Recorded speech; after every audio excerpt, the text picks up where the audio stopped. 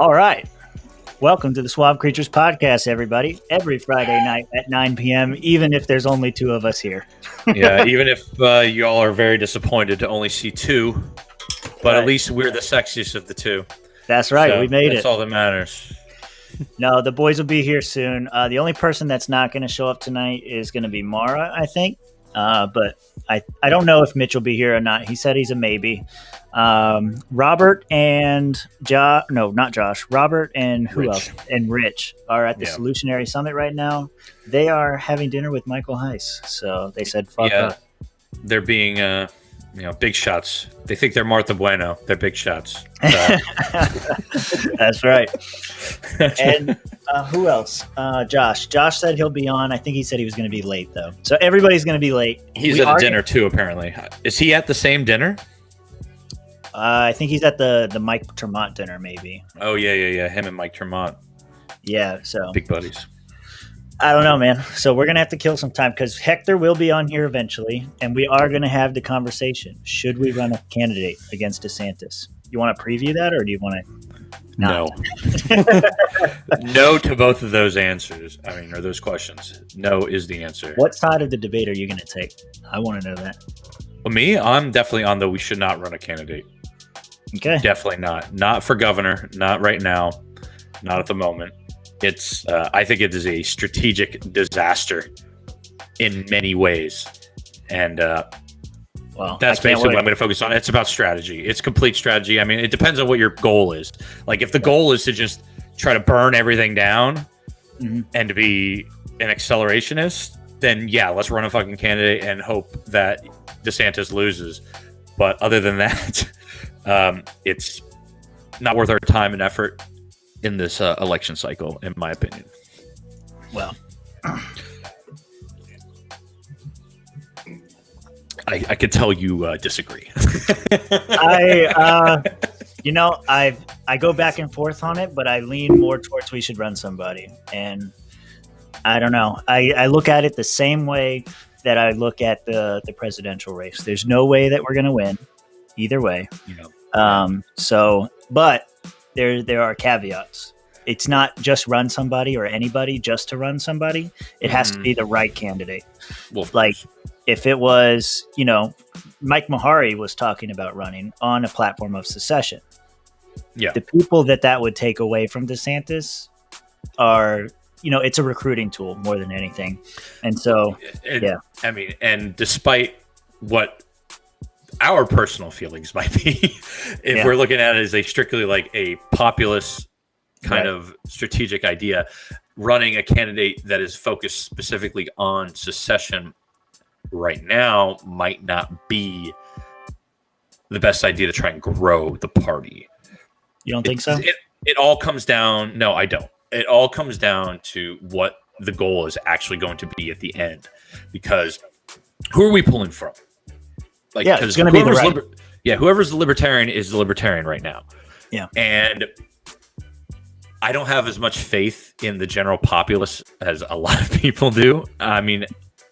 Most of us in the Mises Caucus probably don't as well. No. So I can't trust a vast majority of people to hear the secessionist argument right now, or hear a candidate talk about that and have that candidate be taken seriously whatsoever. Do I think old dirty bat? I don't think so. But ODB? No, probably not. I think he'd be hotep as fuck, but that's about it. Yeah, that's as far as you go. That's the hope. Yeah, I don't know.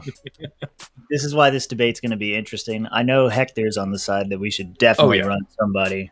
I'm not sure where everybody else fits in. Do you know? I guess we'll find out. But I think Mitch and Rich are on the same side as I am. Okay. And I'm pretty sure Josh and Hector are on the same side. Okay, so me, Josh, and Hector versus you guys. So it's like a 3 versus 3 right now. This is perfect. Good. It is perfect. It's a good thing that Mara fucked off tonight and he's not coming around. Yeah. So, hey, what are you drinking, man? After the first week, this bottle is still here because I don't drink booze as much as I used to. I have our Castmates Irish whiskey, the stout edition. and I'm drinking that out of this nice purple little tumbler. Just on the rocks, or?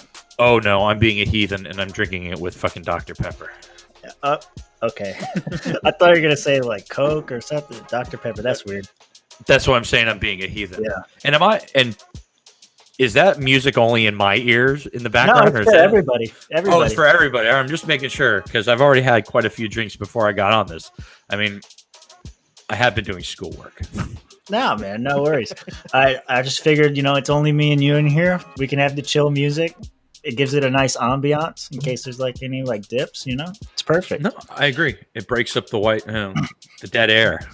So, what were you telling me before we went live? What is this news story? Oh yeah, the CDC came out, and it's a CNN story as well. And give me a moment. I'll pull it up and I'll read it exactly. But it essentially says that the CDC undercounted the amount of people who have actually contracted COVID-19 or stupid 19 or whatever we can say, so we don't get pulled off the air. And and is double the amount of people than they thought it was. That have actually been infected? Yes. And they say that there's about 120 million people who have antibodies either from previous infections or from the shot. So I'm doing here, I can do this. I'm doing a search right now. And hold on, Dissenter tab, CDC COVID share. Here we go. Yeah, it was a CNN. It was a CNN, so it's definitely true. CNN and CDC undercounted COVID. See, undercounted. This is talking about. I'll send it to you. Yeah. I'll send it to you. Yeah, because the ones I'm seeing are like death counts have been undercounted. Well, yeah. The new governor up in New York added like 12,000 deaths. 12,000 more senior deaths. I think it was. Because that's what it might have just been overall. It might have just been overall deaths, but Oh, there's a video. Yeah. All right, I threw it in the general chat. Okay. So like basically the story says the title of the story is U.S. states that had some of the worst COVID cases rates had like the highest new vaccination rates, but of course buried way down deep into the story. Let's see. Let me try to find it. I got it up now. Here it is. It's like the third block. It says more than 80% of Americans 16 and older have some level of immunity against coronavirus, mostly through vaccination. A survey of blood donation indicates. The survey led by the CDC also indicates that about twice as many people have been infected with the virus as have been officially counted. More than 39 million Americans have been diagnosed with coronavirus infection since the pandemic started in 2020. So that means whatever double 39 million is. So what is that? 78? Too fucking many million. 78 million people. Yeah. How do you miscount that much? What is the excuse? Well, it's because that fucking half the people that get it don't even know they have it. Yeah. So what they're doing is they're testing antibodies from blood donations, and they've tested like over 1 million blood donations, and this is how they came up with this. That's kind of seems like a big deal when people are doing all these mandates and lockdowns and everything like that. When Fauci said that you needed 70 to 80% for herd immunity. Yeah, it seems like if we're at 80% over the age of 16. Is that what this is saying? So like if the numbers were doubled, we'd be at 80% over 16? Read it. It's right there. I know. It wasn't. Well, it says 42% of residents are fully vaccinated. I don't want to read all this stuff, man. Hold on. Let me get back to it. I got to open my phone back up because I was there where you were. More than 80% of Americans 16 and older have some level of immunity. So if that's it, then this shit is over. We got herd immunity. Yeah, but then of course they go down there and say this is prior to Delta. Well, okay. Yeah, I don't know, but isn't it like nobody on the stream is a doctor? Don't take any of this as medical. No. This is all I have is an 8th grade biology level education when it comes to this kind of stuff. So what I was going to ask though is, if you say you had COVID, did you have COVID Yeah. already? Yeah, Okay, I had it last January or this so, past January. so you've had COVID already. So let's Yeah. say you get Delta. It should be Yeah. less severe for you because you've already had the natural immunity to the first one, Yeah, right? exactly. Okay. And the whole idea behind, at this point with the vaccines, it doesn't Right, keep you 'cause from that's what getting they're it. It doesn't right, keep you from getting it, and it doesn't keep you from transmitting it. So the only reason that anyone would get it would be to lessen their symptoms right. or to, increase their immunity to be less likely to get it. But you can get it, and you can transmit it once you get it when you have the vaccine. So the main reason is to lessen your symptoms. Right. Well, if Yeah. your symptoms will be lessened with prior infection, why don't they talk about that? Well, you know why. It's all about control, course. buddy. Well, of course. And the whole reason, like, if the only reason is that it's going to lessen your severity of your symptoms, then there's no reason to mandate it, because it's your symptoms. It's for you. You're not taking the vaccine to protect anyone else. You're doing it to protect yourself. And if you don't want to protect yourself, then fuck off. That's what it's all about. That's what it should be all about. Well, that's what it should be about. You see, people keep saying, it's like, you got to do it to protect the elderly. You got to protect these people. You got to protect it. Well, it's not going to protect it because I can still catch it and I can still transmit it. And I'm pretty sure I read a story. Don't quote me on it or whatever, but look it up yourself, that if you catch it when you're vaccinated, you're more transmissible because you have the viral load from the vaccine that makes it stronger. And I'm like, and then you have the Israeli study that just came out last week or whatever that said that you're like 12 times more likely to catch the virus with a vaccine than you are to be reinfected after contracting it. Wow. So, and then you don't ever hear anyone talk about natural immunity. You don't hear anyone talk about natural antibodies. It's all jab, get the jab, get the jab, get the jab. Yeah, Massey and Rand Paul talk about it all the time, but they're demons. They're spreading misinformation. Yeah, no. One guy's got both of them have terrible hair, and I believe they're both short. So they're both from Kentucky. You don't trust those backwoods motherfuckers. I know too many people from Kentucky, and yes, you cannot trust them. No, man, it's just crazy. I can't talk. I have no hair, so it's all good. Did you see that that Pfizer come out now? They have a pill that you can take twice a day that'll prevent infection. Like, what's in that pill?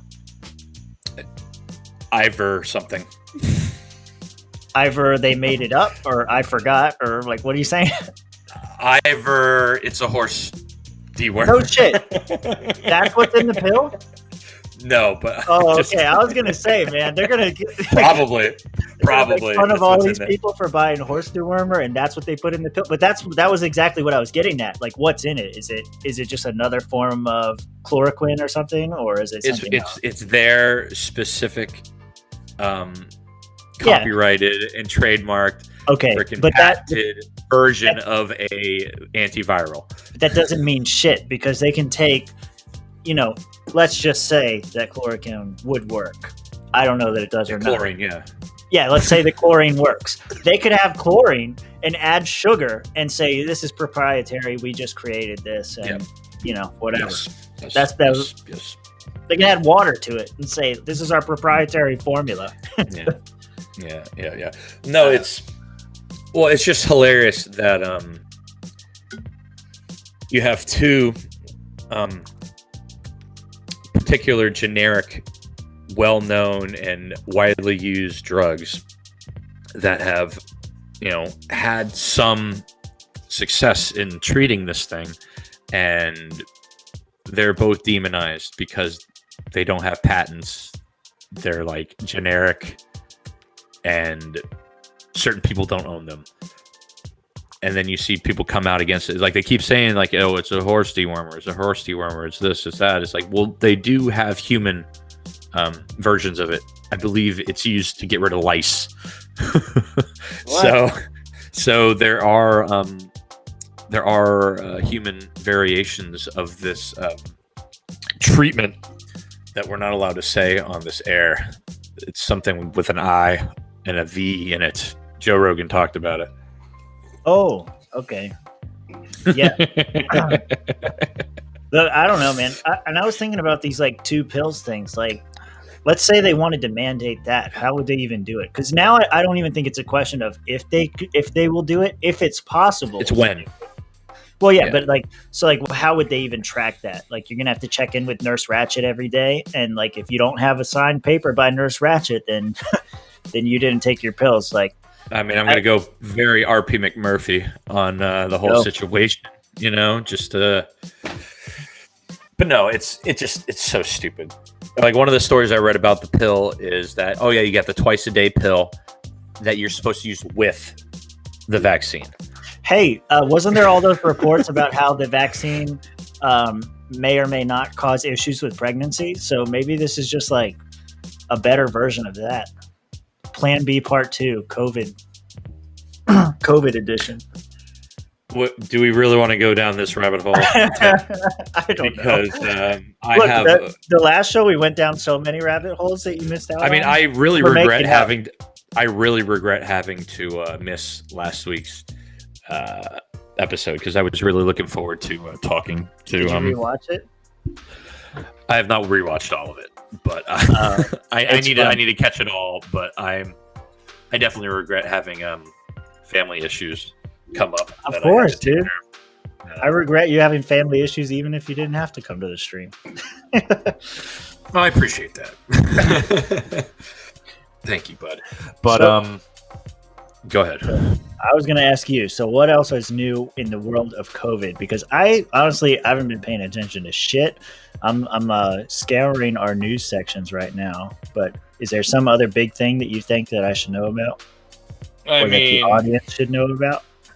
I mean, Australia and their crazy facial recognition, geospatial freaking apps that everyone has to download. I mean, I'm sure you saw. We were talking about that, right? Yeah, the other day. I'm sure you saw the picture of the guy getting arrested with the kid in his lap because they went outside. Yep.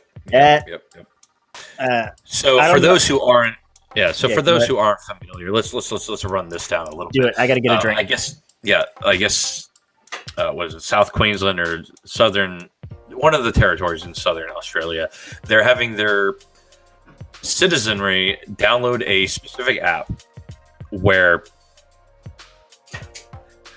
when they are going to text people directly and say, you have 15 minutes to respond to this text with a picture that has geospatial and facial recognition software on it. So you have to take the picture and it tells them exactly who you are and where you are, and you have to be in your quarantine zone, your house or wherever. And if they don't receive this within 15 minutes, they're sending the police to your residence to get you. What the fuck, dude? I mean, Orwell could not have predicted things quite as well as this. And like, this is why Australia is on fire all the time. Yes, thank you. Whoever's that is in the chat, baby cake. 6669. That's my wife. That's my wife. Oh, that's your wife. Yes, that is exactly why it is on fire all the time. Same thing with California. I mean, Australia, once a prison, always a prison, you know? They just already have the prisoner mentality just soaked into them. So if your phone's dead and the government texts you and you don't respond, get ready for, I don't know what they call it, but the equivalent of a SWAT raid to figure out where you're at. It's fucking ridiculous, dude. Like, how, of all the countries, who on the tyranny freaking playboard, who bet on Australia going completely freaking 1984 Brazil? No, style nonsense. If the Middle East could get their shit together, I'd vote for them. But China's already there, so I mean, you kind of have to. I don't know. China and North Korea aren't. They're not a part of this game. Okay, if we take those their natural state. That's their natural state. Yeah. Look, other cultures are different, and they're equally as valuable. Okay, there's no problem here. If it wasn't them though, and Africa could get their shit together, I'd say Africa, and then after that, like England has always been pretty bad. Africa's pretty big. Where in Africa? There are a lot of countries. I had to deal with a lot of that when I was in the army. So explain. Yeah, that's true. What I part? was kind of just taking them all together. I don't know. South That's Africa, a big maybe. mistake. That's a big mistake. Well, Yeah, no, South Africa's pretty fucked right now, regardless of COVID. So, yeah. I'm not a worldly man. You got me. I'm not a worldly man. Hey, it's okay. I don't blame you. Is it still cool to go to Egypt? Because I want to go see those fucking pyramids. I don't know. A few years ago, when friends of mine went, they had to like kind of lie to get there. So, What? Why do you have to lie? well, You don't want to say. we- Okay. well, yeah, I don't want to incriminate people. Well, okay. So they were not allowed there, or you don't have to say No, their they weren't. name. They weren't. No, they weren't allowed there because of our jobs. We weren't allowed to go to specific places. I see. Okay. Egypt was one of those places, especially when a couple of them were like white girls. That definitely should not be going to Egypt. Yeah. Okay. Where's your favorite place that you've been? Italy? I mean, I lived there for 3 years. Florence. I love Florence. Oh my God. One of the best cities, best towns, best times you'll ever have in your entire life. But I mean, Frankfurt's pretty fun too. I spent a lot of time in Germany. Yeah, Frankfurt, Nuremberg. Oh, the underground clubs in Nuremberg are amazing. But just that general area, the whole Bavarian, German, Italian region, up and down. All the white people. Oh. I see what it is. The whitest of white people, yeah, definitely. It's kind of funny because when you're in northern Italy, they're very different from southern Italy because they are more Bavarian and they're more German than everyone else. And they're a lot lighter skin and they all hate each other. It's beautiful. It's just like here. The north and the south hate each other. No. I mean, 150 years ago, maybe, but... Okay, we're going to go into a little conspiracy land. Do you know anything about this story out of Afghanistan about how the U.S. may have fired on a crowd? You know anything about that? I saw this floating around, and I wasn't sure. And, the source isn't CNN, so I don't know if it's true or not. Okay, well, let's check it out. Anyways. All right, you can see that? Barry story that U.S. may have fired on crowd at airport. That I remember that being in a Call of Duty video game many years ago. It appears that the 29th paragraph of the 39th paragraph New York Times story on Saturday about the aftermath of a suicide bombing at Kabul airport last week that killed 180 people, including 13 U.S. personnel.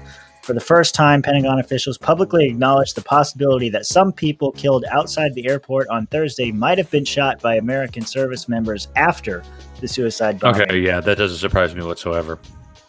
Huh. That doesn't surprise me at all because they're controlling the scene. They're controlling the area.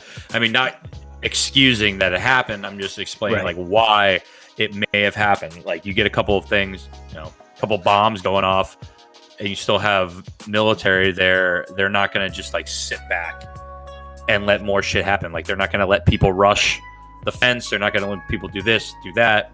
I mean, there's a lot of rules of engagement. You reminded me of something my dad told me a while back because he was in the military for a while and he went overseas to, I think it was Iran or something like that. Mm-hmm. Anyway, when he was over there, when he came back, we were asking him questions, of course, like how was it, all this stuff. And I remember one time he told me, he was like, you don't ever want to shoot a kid, ever, ever, ever, ever. But you just don't know who you can trust. And if somebody's running up at you, you don't. And so in a situation like that, like right after a bomb goes off and like people are, I don't know, man, it's a tough position to be in. A lot of people want to shit on soldiers, but put yourself in that situation. What are you going to do? You're just going to trust that you standing there wearing a uniform with the flag that just, ruined their country is going to, everything's going to be okay. No, absolutely not. No, people don't know until they've been in the specific situation. Right. And, is there reason for us to be there? Should we not have been in there in the first place? This and that? Yeah, obviously. I relinquish all that and admit to all that. But yeah, once people are blowing themselves up and killing hundreds of people right in front of you, and once the crowd starts rushing you,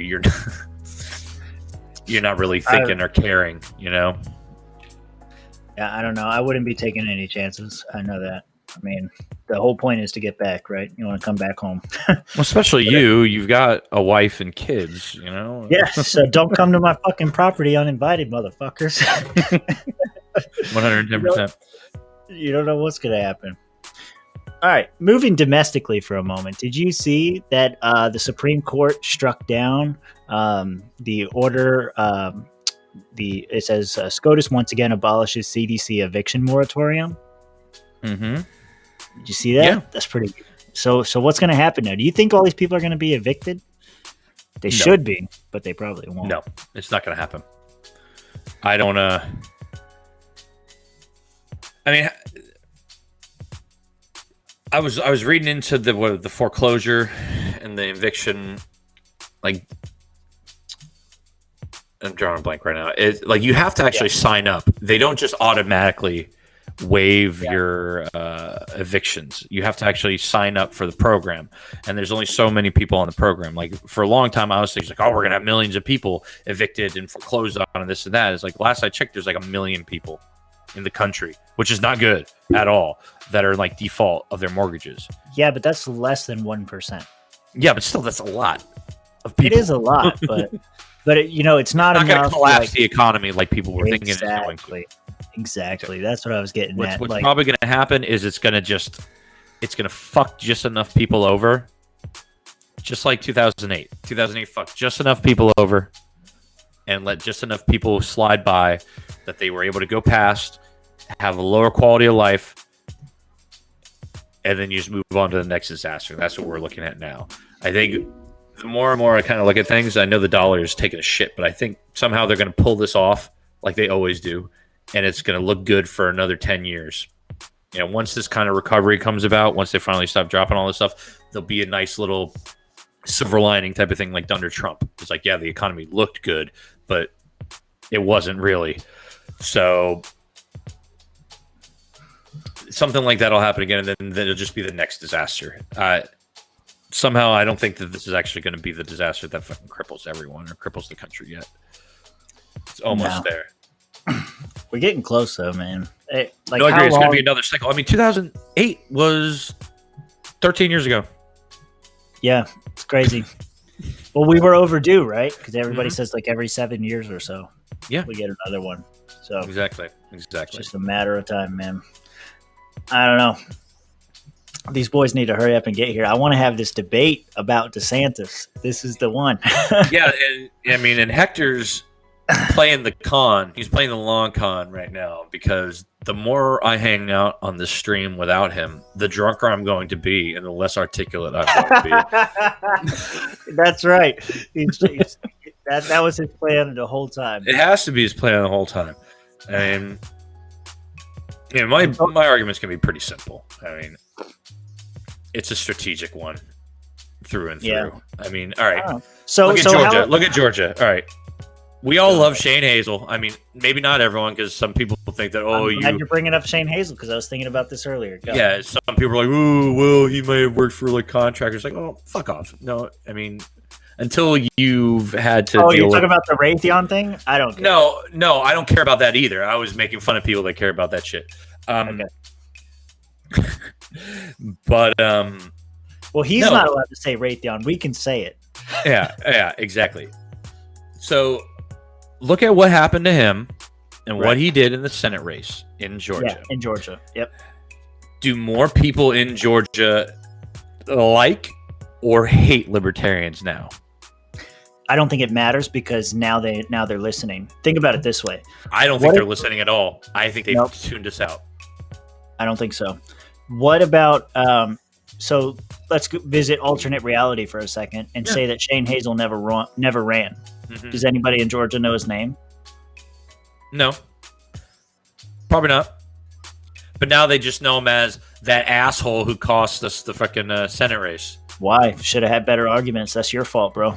No one thinks about that, Tim. That's what you tell them. The population doesn't think like that. The general population is retarded. Think about it this way, a way that they do think. So next time that there's a race, people are going to be looking, are the Libertarians running a spoiler candidate again? Yeah. And then if Shane does support a more libertarian-leaning person, then shut up. Shut up, woman. If they do run a more libertarian person and Shane supports them, then the general public sentiment will be, well, look, even libertarian Shane so-and-so supports this person. My point is, no one even knows that Shane Hazel exists if he doesn't run. Yeah. Okay. I mean, we knew who he was before he ran. And that's even, I would submit that that's even safer than running a gubernatorial candidate. Running as a senator, because you have even less say. Like, you're not, I don't know. The governors have a lot of power and a lot of authority to reject the federal government. A senator has 1 of 100 votes. Mm-hmm. So I would say that it was even safer for him to do that. I don't think that it's the winning argument. In many things in life, especially in politics, perception is reality. Yeah. And you have a bunch of Democrats who don't even know who the hell Shane Hazel is in Georgia, don't care.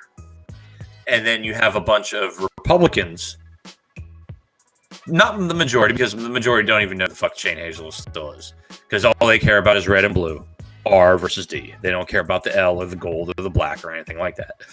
But you have a lot of these Republicans and independents that would have never known Shane Hazel beforehand, and now the only perception they have of him is of a spoiler and as someone who gave Georgia to the Democrats. Now, do you want these people thinking of him in this negative light and in this negative perception, or would you rather be a positive perception? I don't care what the perception is, as long as they take him into account, because if they don't recognize him as a threat at all, then there's no reason to listen to him in the future. Now, or do you think they're going to listen to Shane Hazel in the future, or they're just going to try and discount him and crush him before he has a chance? I think that if I was running for a senator seat in Georgia, I would want to know what I had to do to get his support so that he wouldn't run as a spoiler. What I see it is maybe I'm more cynical than you are, Tim. Maybe. But what I see it is next cycle, when they see he's trying to run again, or someone like him is trying to run again, they're going to kneecap him and cripple him at the onset. And they're just going to call him out, be like, you work for Raytheon, bro. And then all of his support dries up. Or whatever the hell they do. They have their dirty tricks team. I'm going to sound like Ross Perot here, but the Republican dirty tricks team, just like the Democratic dirty tricks team.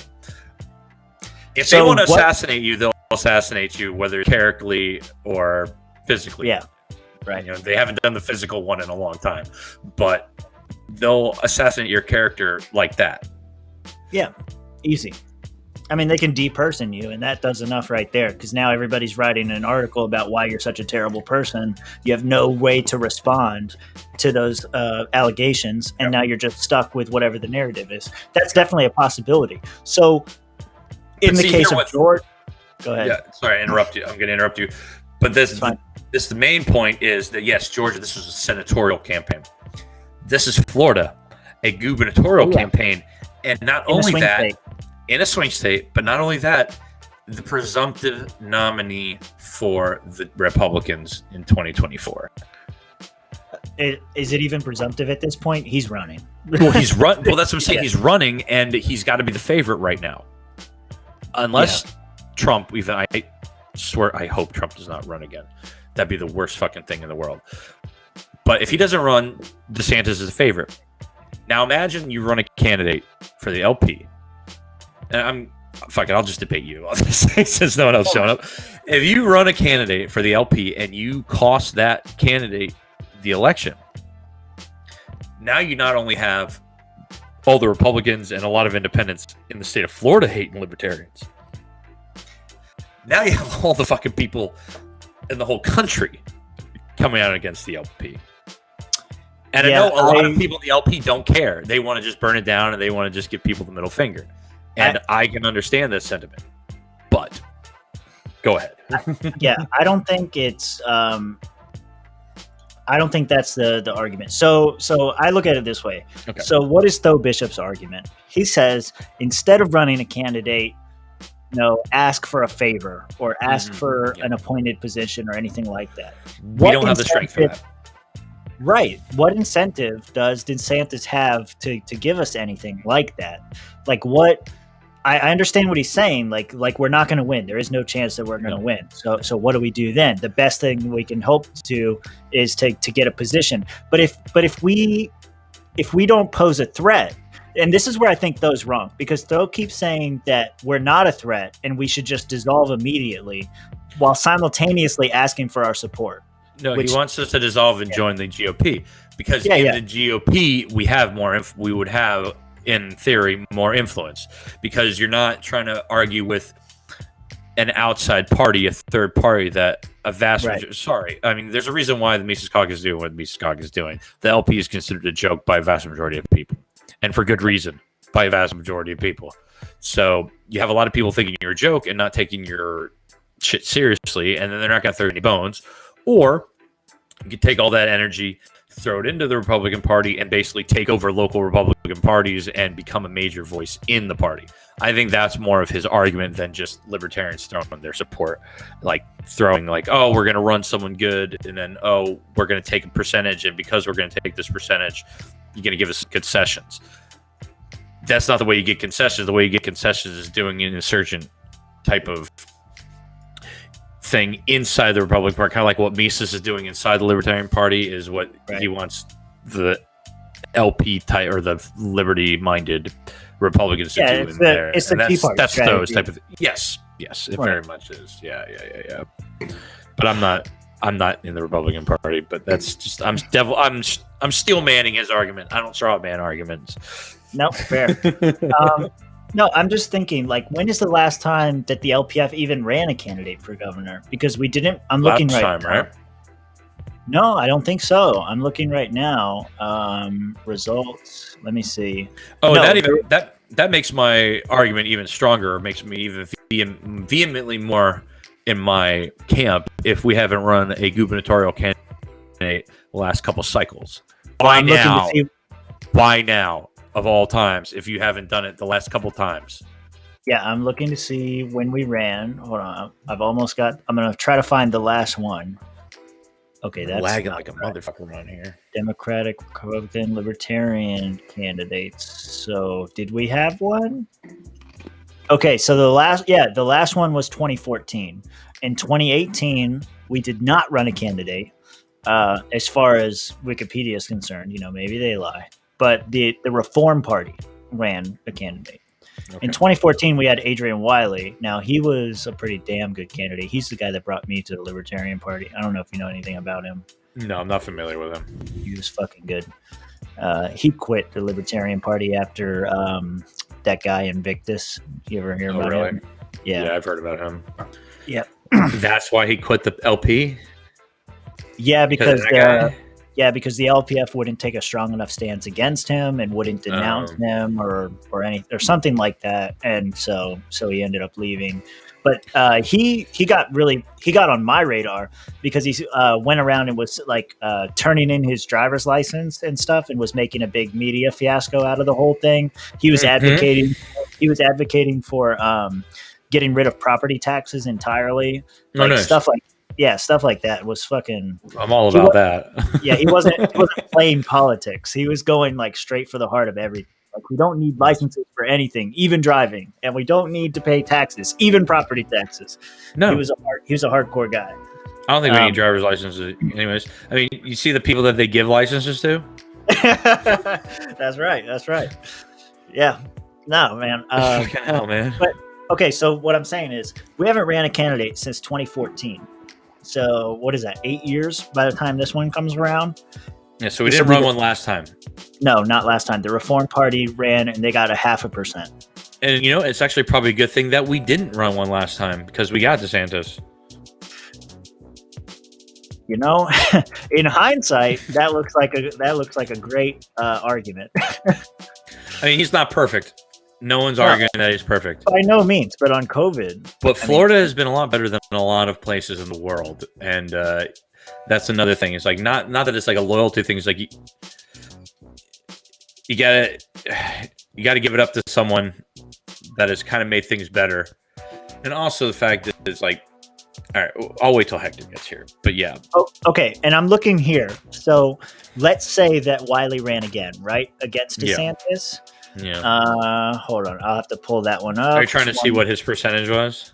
I have it. I'm looking to see. I want to see what the results were for 2018. How much he lost by.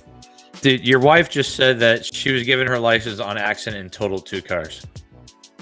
This is a true story. And I could tell that story. But first, hold on, I want to get this before I forget it. Okay. Okay, so against so Andrew Gillum versus Ron DeSantis. Mm-hmm. I don't want to share screen because it's going to mess it up, and I have it in 2 different tabs. But Ron DeSantis got 49.5%. Andrew Gillum got 49.1%. So 0.1% difference. Given the Reform Party, if the Reform Party would have went all to Andrew Gillum, then Andrew Gillum would have won. So there's that. But that was 0.5%. Adrian Wiley ran in 2014, and he got 3.75% of the vote. So obviously, it would have went, if it was pulled all from Republicans. Let's say it's at least probably 2/3 Republican. Yeah, it would have went to Gillum. So we could have been a spoiler for sure if we would have ran in 2018. Yeah, I just don't know that, like, Wiley's not going to run again. No. I can say that people in the Mises Caucus have contacted him multiple times about coming back as a candidate. Some people in the LPF don't like him because he was chair at one point, and he was apparently a very aggressive chair, and people didn't like that. So, like, as a party official, he probably wouldn't work out. But as a candidate, everybody agrees he was the best we've ever had, like close to 4%. Like, that's national pretty good. Yeah, really national candidates don't get that. Yeah. And when I talked to Tho, this is another interesting anecdote. When I talked to Tho on the phone before the convention, that was his worry. He was like, we're worried that you guys are going to bring back Wiley, and that's going to pose a real threat. It was so close last time. Please don't do that. I was like, you should come to the convention and have that conversation. And he said he wanted to go, and we all know he didn't show up. I was disappointed. I was too, man. I was looking forward to having. I would have loved to. I like Tho. I enjoy Tho. Tho is invited to this show anytime you want to come on. Tho, your DMs are locked, so I can't send you a message. But they are. Always welcome. Yep. Even for his people he is mutuals with. Are you mutual with him? Because he doesn't follow. I am. Okay. I'll reach out to him. Okay, because he doesn't follow the Swamp Creatures, and he doesn't follow me personally. I don't know why he follows me. I have a couple people that follow me that I have I have no idea why, but I think him and Austin Peterson. I'm like, you probably have a couple hundred people that follow you. You don't know why. You're probably right. I'm just ready for Reed to come on, so I can get. Reed's gonna be fun. Reed's gonna be a fun one. I mean, so what's this lineup looking like? You got to share this lineup because this is something we've talked about since we're killing some time. We got a pretty solid fucking lineup coming on here on the Swamp Creatures. So whoever's listening, like 2 of you that are watching right now, you're going to get some nice info coming up. I'm pulling it up right now. Month. Okay, where are we? Why is it in February 2022? Get the fuck out of here. I don't know. Yeah, I know. You can't see what I'm looking at. I mean, we got some good people. I'm looking forward to Drew. Drew's going to be fun. Reed's going to be fun. Michael is going to be great. I mean, somebody delete my fucking calendar? Probably Mitch. Mitch is always fucking shit up. No. Yeah, I mean, like you said, Reed, we're trying to nail down Clint. Clint's a busy man, so he wants to be difficult. We've got Karen Ann.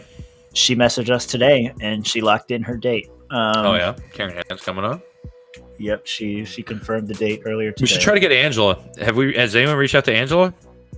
No, we should do that though. Yeah. I don't look. Here's the thing, right? So we've got people booked for like the next 2 months, Well, and that's good everybody. though. It's good for the show, but then when I go to reach out to new people, I tell them like, "Oh, our next open spot is 2.5 months from now," and they're like, "Oh, I don't plan shit that far in advance." That's the problem I'm having with like Clint right now. So like now it's gotten to the point where it's almost so far in advance, no one knows if they can come on or not. Well, then I guess we're just gonna have to kind of like sit back for a little while and let some of these, shows go by. So then we're not so far out. But that's good. That's this positive development for this show that we're actually getting decent people on here. I got it. So Hector's on tonight. He's probably not going to be on for another 20 minutes or so. And then next week, we've got Eric Cordova coming on. He's the vice chair of the Queens Libertarian Party in New York. He's going to talk to us about messaging versus running candidates. He's a running candidates guy, not so much a messaging guy. So that's going to be an interesting conversation. Then Michael Height. This is where it starts. Not to shit on our friends, but this is where it starts to go fucking crazy. So Michael Heiss will be next, just talking about the future of the Libertarian Party as far as the Mises Caucus is concerned.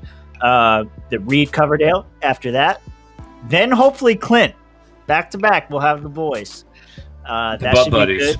Yep. Yeah, and then after that is Top Lobster.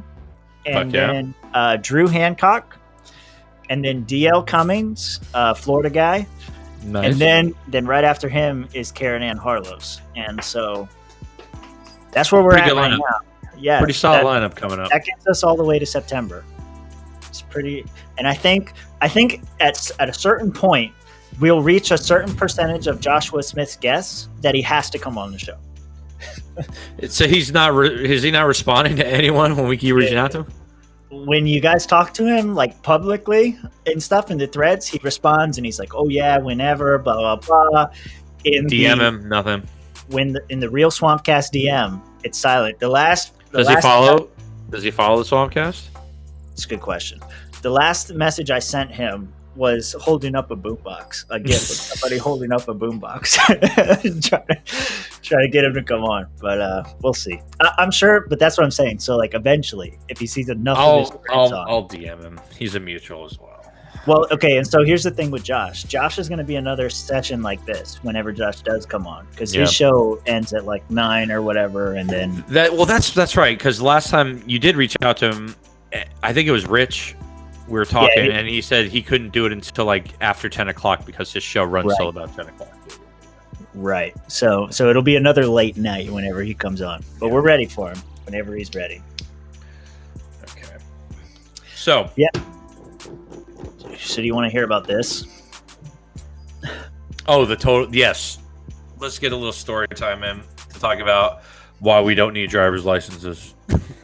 Yeah. So if you think that our driver's license system is great, you know nothing.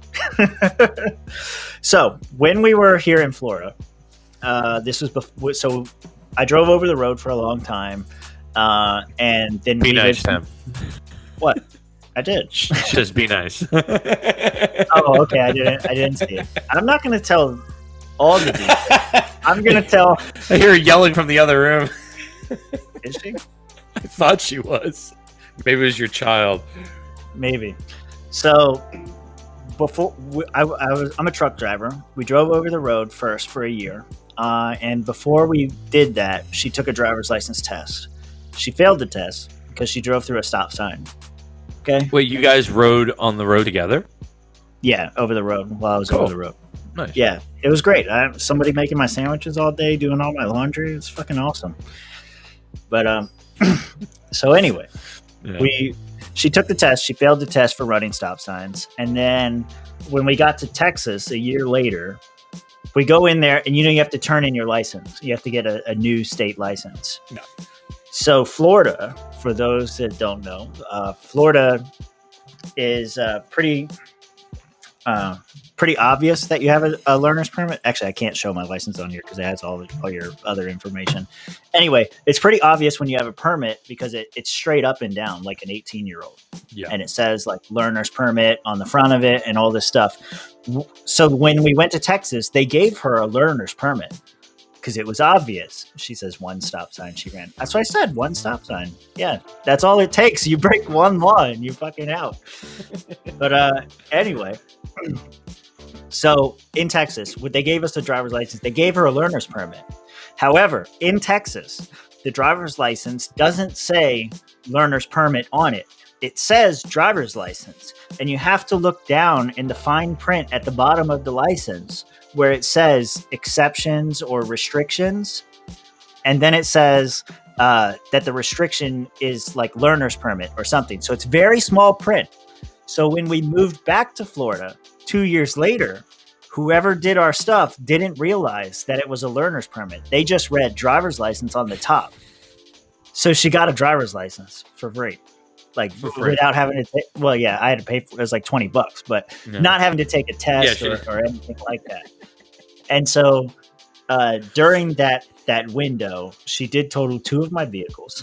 And the first one, I guess the cop just let her off because, you know, women crime, you get away with anything. And so they called me and told me my truck was totaled, but they didn't write her a ticket or find her. I think the guy T-boned her, so I don't think they counted it as her fault. So he just kind of like let it go. Nice cop in Texas. Thank you for that guy. And then the other one was just off the side of the road.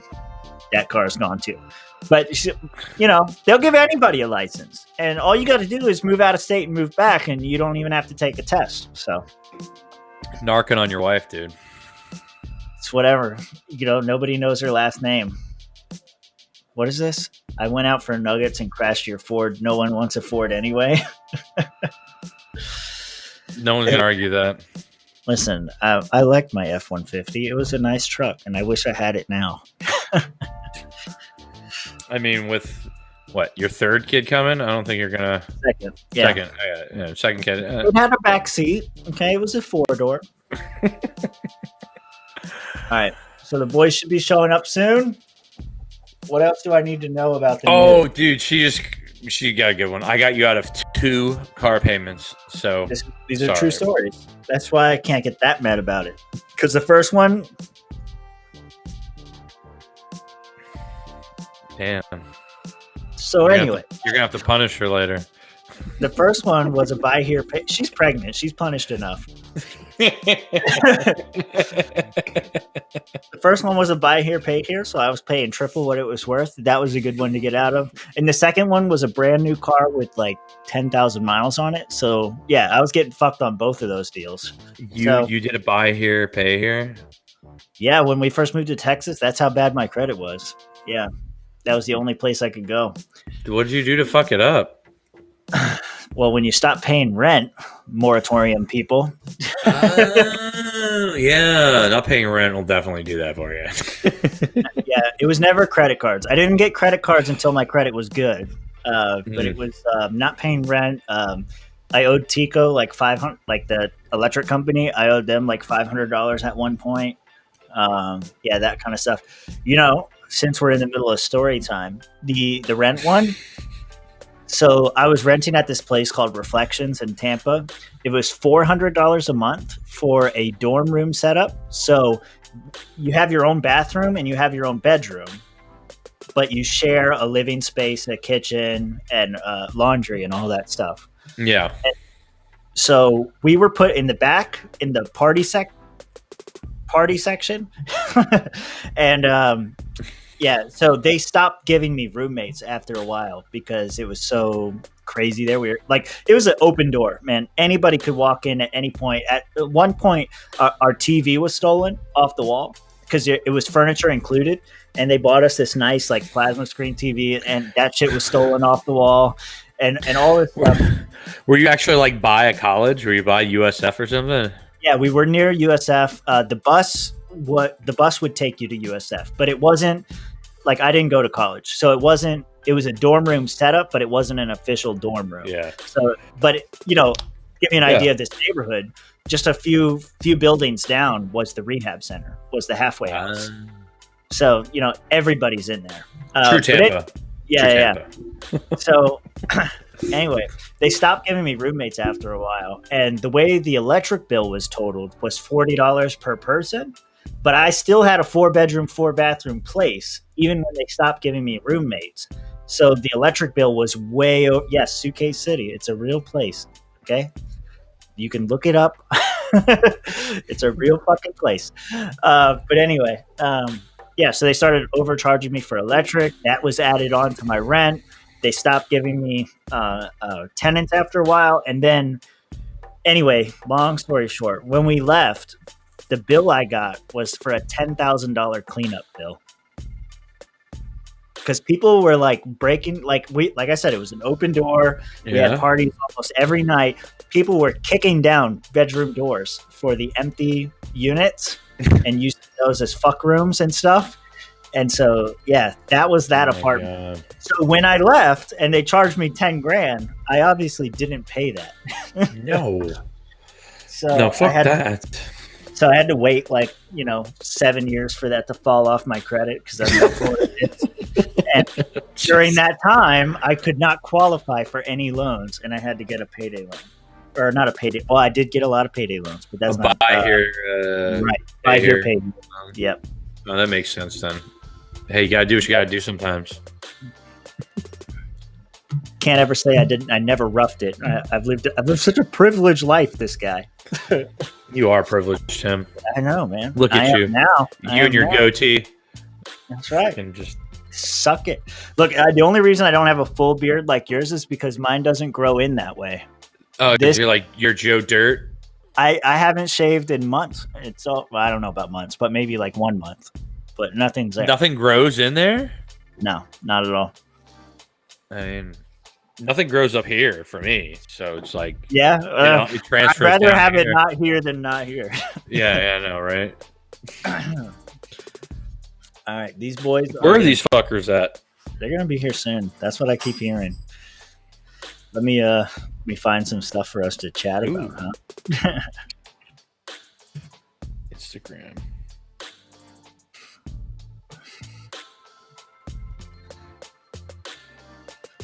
Look, unemployment is high again. Would you ever have guessed it? No, it's impossible. Yes, it does just grow all white trash like, and you know this because you live here. She loves it. Yep. Yeah, she's into the white trash. Hey, so what do you think about the Free State Project in Florida? I think we need to get it moving. Fuck New Hampshire. Because we joke about, or I don't know if it's a joke, but we talk about this in the Mises Caucus Discord a lot. Yeah.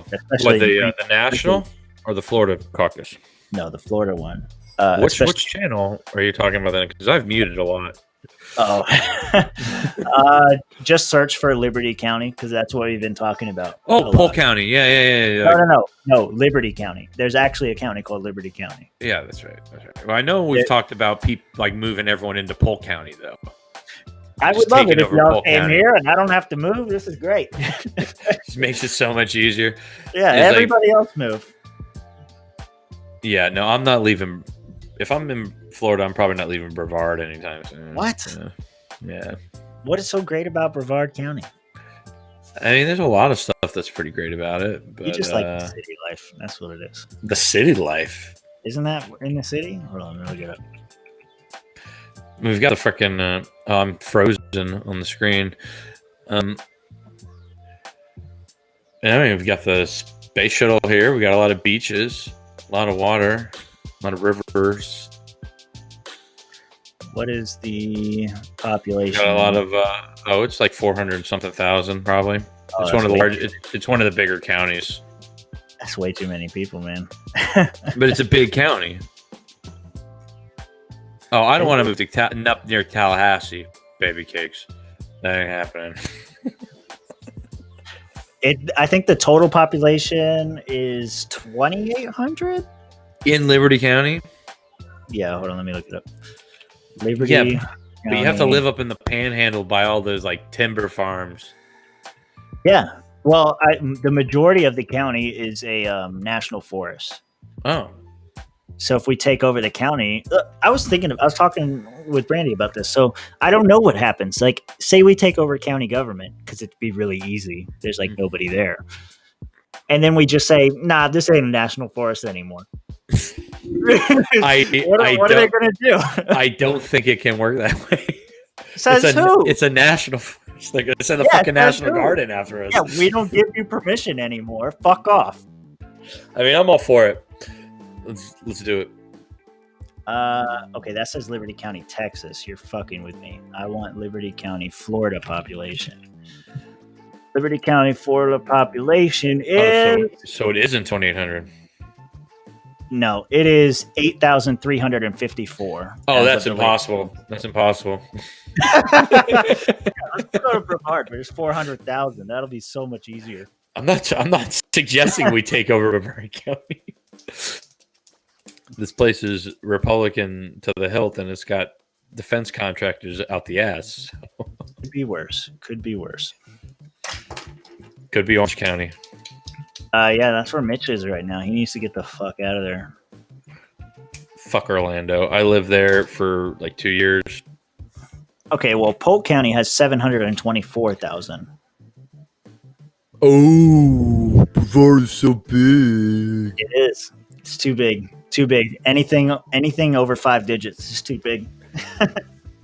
Your place has 700 something thousand. Yeah, I know. It's way too big. Everybody's got to get out. Got like half the size over here in Brevard. We should just take like northern Polk County where I'm moving, and we should just annex it into. Well, is it part of Polk County, Orlando? No. Well, I think Haines City. Haines City, I think, is like the closest you get to Orlando. Pretty close. But you got Lakeland, and you have parts of Kissimmee. Lakeland and Winter Haven are the biggest, and then and then outside of that would probably be Haines City. I don't know if Kissimmee is in Kissimmee. Oh, of course, it's a fucking weird word. Kissimmee, Florida. Actually, that's like south of Orlando, so probably not. Well, that would make it even more likely. Maybe. Osceola County. That's Osceola County. Osceola. Yeah. No, so would you be willing to move if it's not Liberty County? Like, let's say we did pick a place, though. Yeah, probably. Depends. Yeah, I mean, I've got my family home here, but that means it's worth a lot of money. If you sold it, decent amount, but I have to sell it to like people I don't know. Of course, that's how it works. I don't want like their grubby hands on my place. I don't know who these people been. I don't know where they are.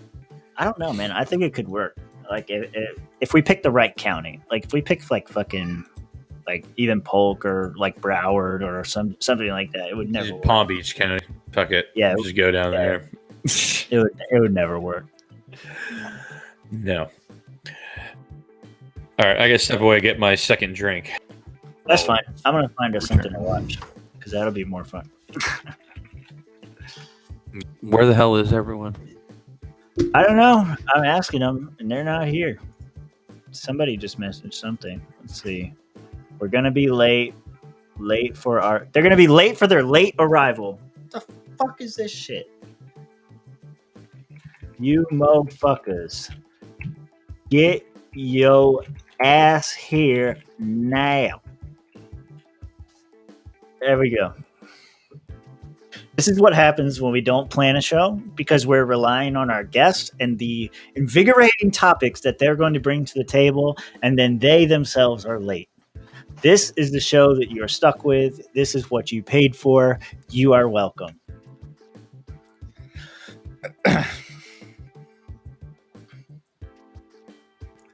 I am looking for some new stuff.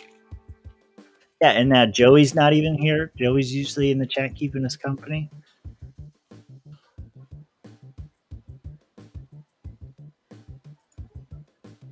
What is this?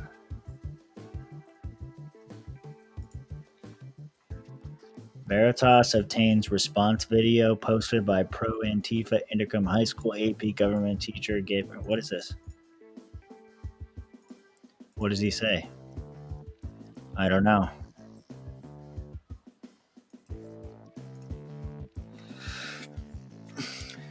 You paid for this, Brandy. You paid for this. That's right. I need another beer. And I have to pee. But Duke isn't here.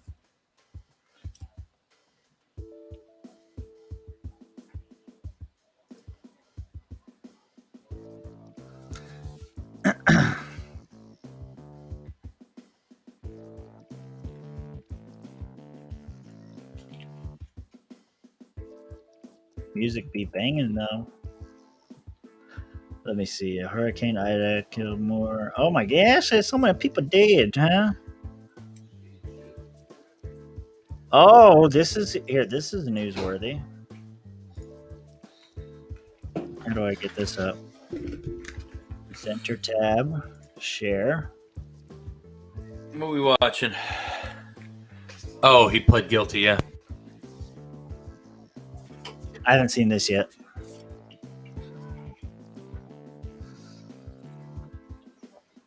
You can hear audio, right? No. What? Okay. Try this again. Share audio. Center tab. QAnon shaman. Rewind. The QAnon shaman is While I pleading get a guilty drink. to charges Now. for his role in the Capitol riot. You may remember Jacob Chansley from his face paint and his outfit here. Chansley pleaded guilty to obstructing congressional proceedings. He had also been charged with a felony count of civil disorder. NBC News correspondent Julia Ainsley is here now. Julia, this man became, in a lot of ways, the face of the insurrection. What reason did his lawyers give for accepting a plea deal? If it was an insurrection, why aren't they charging him with it? That he had been in a place where he was, mentally vulnerable to some of these conspiracy theories, and now he has disavowed Q. In fact, he wants to take the QAnon part of his QAnon shaman name completely away. They said that now he does, understand that he is mentally capable and he is accepting responsibility, but because of this plea deal, he will now only be looking at about 51 months in prison. He'll be sentenced later this fall, rather than what could have been over 20 years in prison for his role in January 6th. But he also tried to make the point that he was not a grand conspirator. He didn't plan anything. But of course, that face, who can forget the face there of Chansley? That was even recreated on Saturday Night Live. He was such an iconic part of that entire insurrection. I lost audio trying for a to second. remove himself from history, it seems. Well, So there are obviously others, it's Julia, hilarious. involved. Like I said earlier while you were gone, it was like, Yeah, they're not charging him with insurrection. I heard No. that part. no. If it was an insurrection, why aren't they charging with it? Why aren't they making a point? Why are they making an example out of him? Here's a stupid Because question. it wasn't a fucking Is insurrection insurrection. against the law? Yeah, I'm pretty sure it is. Is it, though? Are you a lawyer? Pretty sure. No, I'm not. Let's get Robert in here. But I'm pretty sure insurrection is like along the lines of like treason and shit like that. Okay. But yeah, Well, the funny thing. Go ahead. Go ahead. Tim. I was just going to say, yeah, they're not charging him with an insurrection. They're charging him with obstructing a proceeding, but the proceeding went on anyway. So I don't even know. Yeah, cleared everything. Yeah. Yeah. Well, all I know is it's kind of funny. I was in one of my classes at UCF. Yeah, I'll out myself with that. And yeah, go look for Duke. Good luck. yeah, good luck with the 73,000 people that we got on that fucking campus. One of my classes, they like going through the PowerPoint and they're talking about the insurrection. This is the insurrection. Really? On January 6th. Yep. It's And already. did you raise your hand and say, "Ma'am"? It was a sir, and no, I did not. You don't because know that. You don't know that. I wanted to get into it, but I don't have. I want to get a good grade. I want to pass. I don't want to get kicked out of class. And yeah, it's one of those stupid things. You got to bite your tongue on a lot of things. And he kept bringing it up. He's like, "This picture that we've seen from the insurrection," and they, of course, what they do is they show the guys carrying the Confederate flag, and they use that. They try the Confederate flag as a freaking way to demonize people. I'm like, this wow. This is going to be a problem anytime we say the word secession. That's going to be the first thing people say. Once again, as a point, you don't want a libertarian candidate running on secession because 90% of the people that hear secession automatically think slavery. Fair. What if they ran on peaceful divorce? They would probably be ignored even more because when you say secession, you get the attention, that itch or whatever, and people are like, waking up about it, and even people that aren't really paying attention will at least know that this guy's talking about secession, and they're like, Florida secession, racist. Brr. Yeah, who cares? Fuck them. No, I agree. I'm just in the cases anyway about the insurrection. Where do the cases against other extremist groups like the Proud Boys, for example, stand right now? Proud Boys. What's interesting, you mentioned the fuck Proud outta here, Boys. The Proud dude. Boys leader was recently charged and also pleaded guilty. Notice how she's not even notice now the Proud Boys leader was recently charged. You didn't mention that he wasn't white. But that was actually in his connection for a December 12th rally in which he burned a Black Lives Matter flag that was shortly after. You could burn the American flag, just not the Black Lives Matter President flag. Biden. That's a hate crime. Of course, that does not preclude the fact that many are still being investigated. Many people who were Proud Boys participating in the January 6th riots. I mean, when this all started, Merrick Garland said, when the investigation started, said that this could take years, right? That it was going to be hundreds of people. The webs are very disconnected. Showing the same two pictures over and over again. Sometimes someone's ex-girlfriend coming forward explaining their role in it. So there's a lot. Julie of Ansley, I bet you narked on your boyfriend every chance you got. But just in the past month or so, we started to see these people come to court, pop her in the ass once or twice, plead guilty, and that is a good. That's where her forehead is as big as it is. For the FBI, that they're actually in a place now where they're able to get guilty pleas and maybe some level of cooperation as they try to trace out exactly how these conspiracies started online and who may have been involved in the planning, especially when it came to bringing those. I was just thinking about how that dude looks like a fucking milk in dud front of the Capitol. Oh my god! Yeah. Now that's gonna get us pulled off. That. Why? Because I said he looks like a milk dud. He does. It's. I don't know, man. I saw that he pled guilty, and I wanted to see what it was because I think in the title it said something about insurrection, and yeah. Well, yeah, because they blamed him for an insurrection, and then they charged him with something completely different. Like the first person they got charged was charged with trespassing. Yeah. I know that there's somebody here in Polk County that's being held at the Polk County jail for insurrection or trespassing or whatever. There was I guess one of the football coaches at one of the high schools around here. I think it was Vieira High School. Like he was at the fucking riot or whatever, and I guess he was put on like administrative leave pending investigation or something like that. I know, dude, that at my church was at the rally. He didn't go to the Capitol, but he was at the rally. But the way things are going, he'll probably get tagged just because he was there, like in the area. What was it the motherfucker from the Proud Boys, Enrique Tarrio, the leader of the Proud Boys, that they said they was getting charged for burning the Black Lives Matter flag? Who gives a shit? But he's an FBI informant. Oh, is he? Yeah. I mean, that's what I was reading. He got like pulled in before all this shit happened by the FBI to keep him from getting all tangled up in it. Pull that up. I mean, you got your computer right there. Yeah. Type in leader of the Proud Boys, FBI informant. Proud Boys leader, FBI informant. All these people are feds. All of them are feds, man. Okay, it's by NBC. You know it's true. Yeah, you know it's true. It's a reliable source. Is it? No, please no. It's so fucking sad, dude. It's so stupid. Share. Here we go.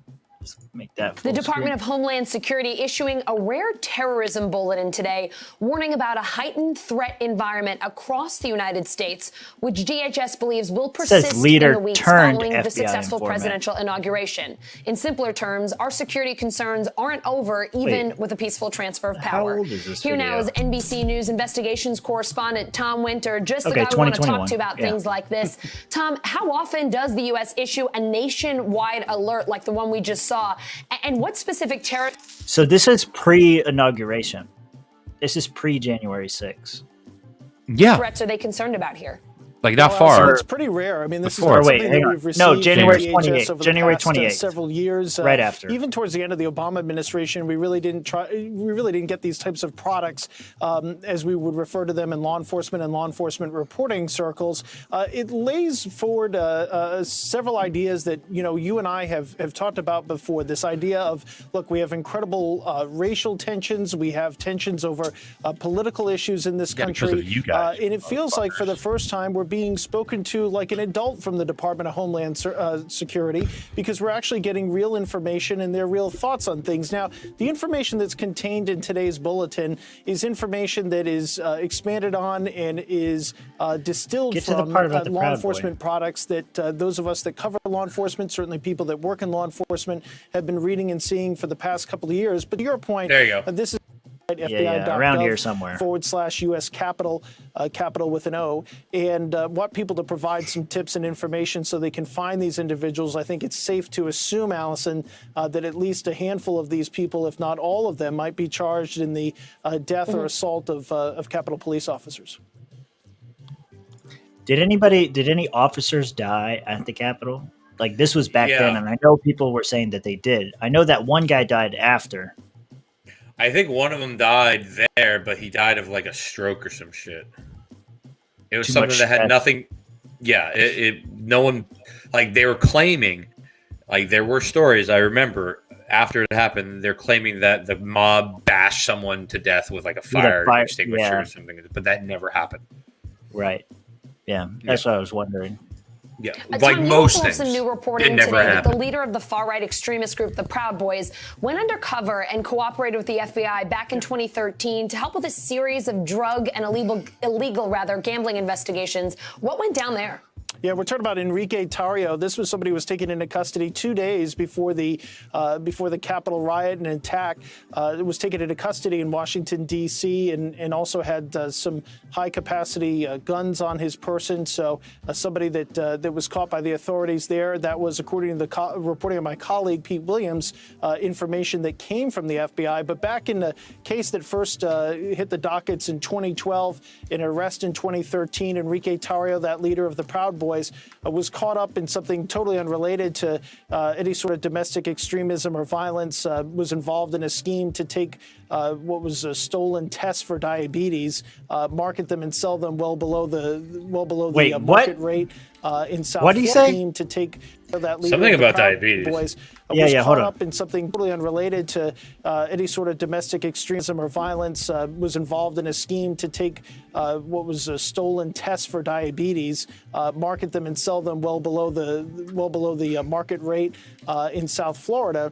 Basically, in the course of that investigation and several others, he cooperated with the FBI, and then according to a court transcript, when they sought to reduce his sentence for that cooperation, apparently also worked as an undercover with City of Miami police officers and in law enforcement investigations there, including allegations of illegal gambling and marijuana grow houses. So he's been somebody who's been on law enforcement's radar for a long time, but apparently is quite the cooperator and an informant. So this is the guy that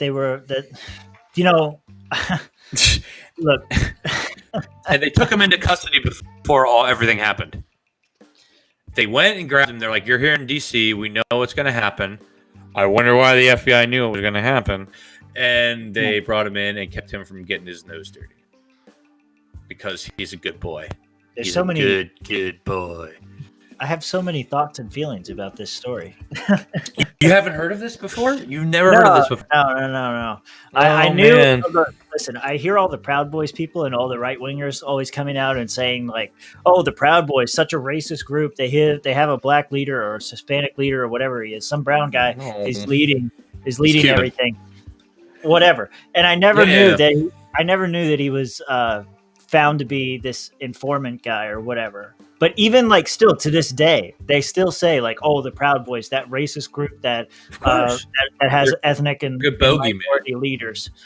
But yeah, so it's just so that's one thought, and He's I a good don't know. bogey man. yeah, he's a good stand-in. Rich said, speaking of brown guys, Rich will be here soon. Yeah, it's only like a half hour left in the fucking show. I mean, we can stay as long as we need to, but these No, guys. well, you guys can. I got to get off about 11. I'm gonna have No, to give take me- Hector off the stream. Here, you and I are gonna have to have this fucking debate because these guys. I don't even know if our guest We've is gonna. already kind of had it. We've already kind of had our debate.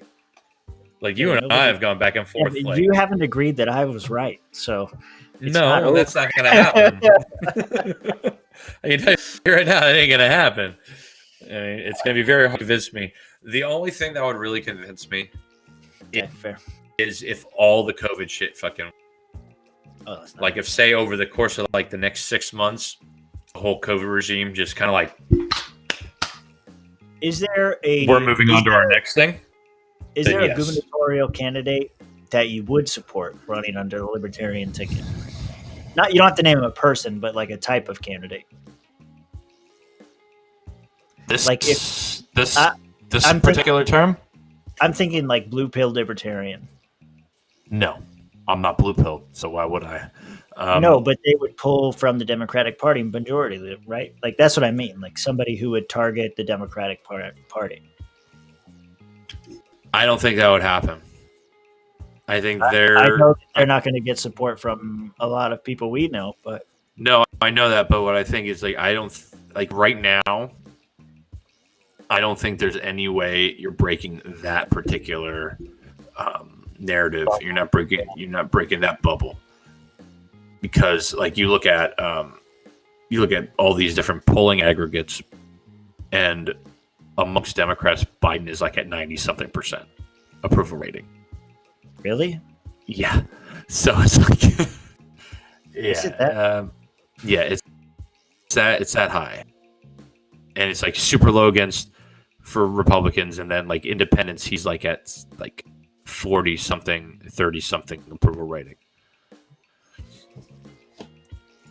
all right. So here's 538. What is Joe Biden's approval rating? 538 actually popped him underneath 50% last I checked. Yeah, he's under 50 right now. He's been So 538's doing that. You got to know that it's a lot lower There's Josh. because 538. Hey. Look at you. Turn your phone camera. Turn my phone Um, camera. Yeah, Mr. Vice President. Yeah, you got your suit on. Where the fuck did you come from? Mike The, Termont's pick a thing. The Mike and Spike dinner out Oh, in shit. Broward County. Why Which isn't it turning? we Now he's just side. That's not switching.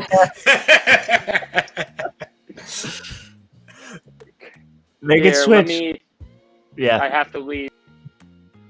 It's all right. I'll pop you right back in. Motherfucker. Yeah, I'm looking. Um, I see 538 has him at 45.9 approval, 48.4 disapproval. Yeah.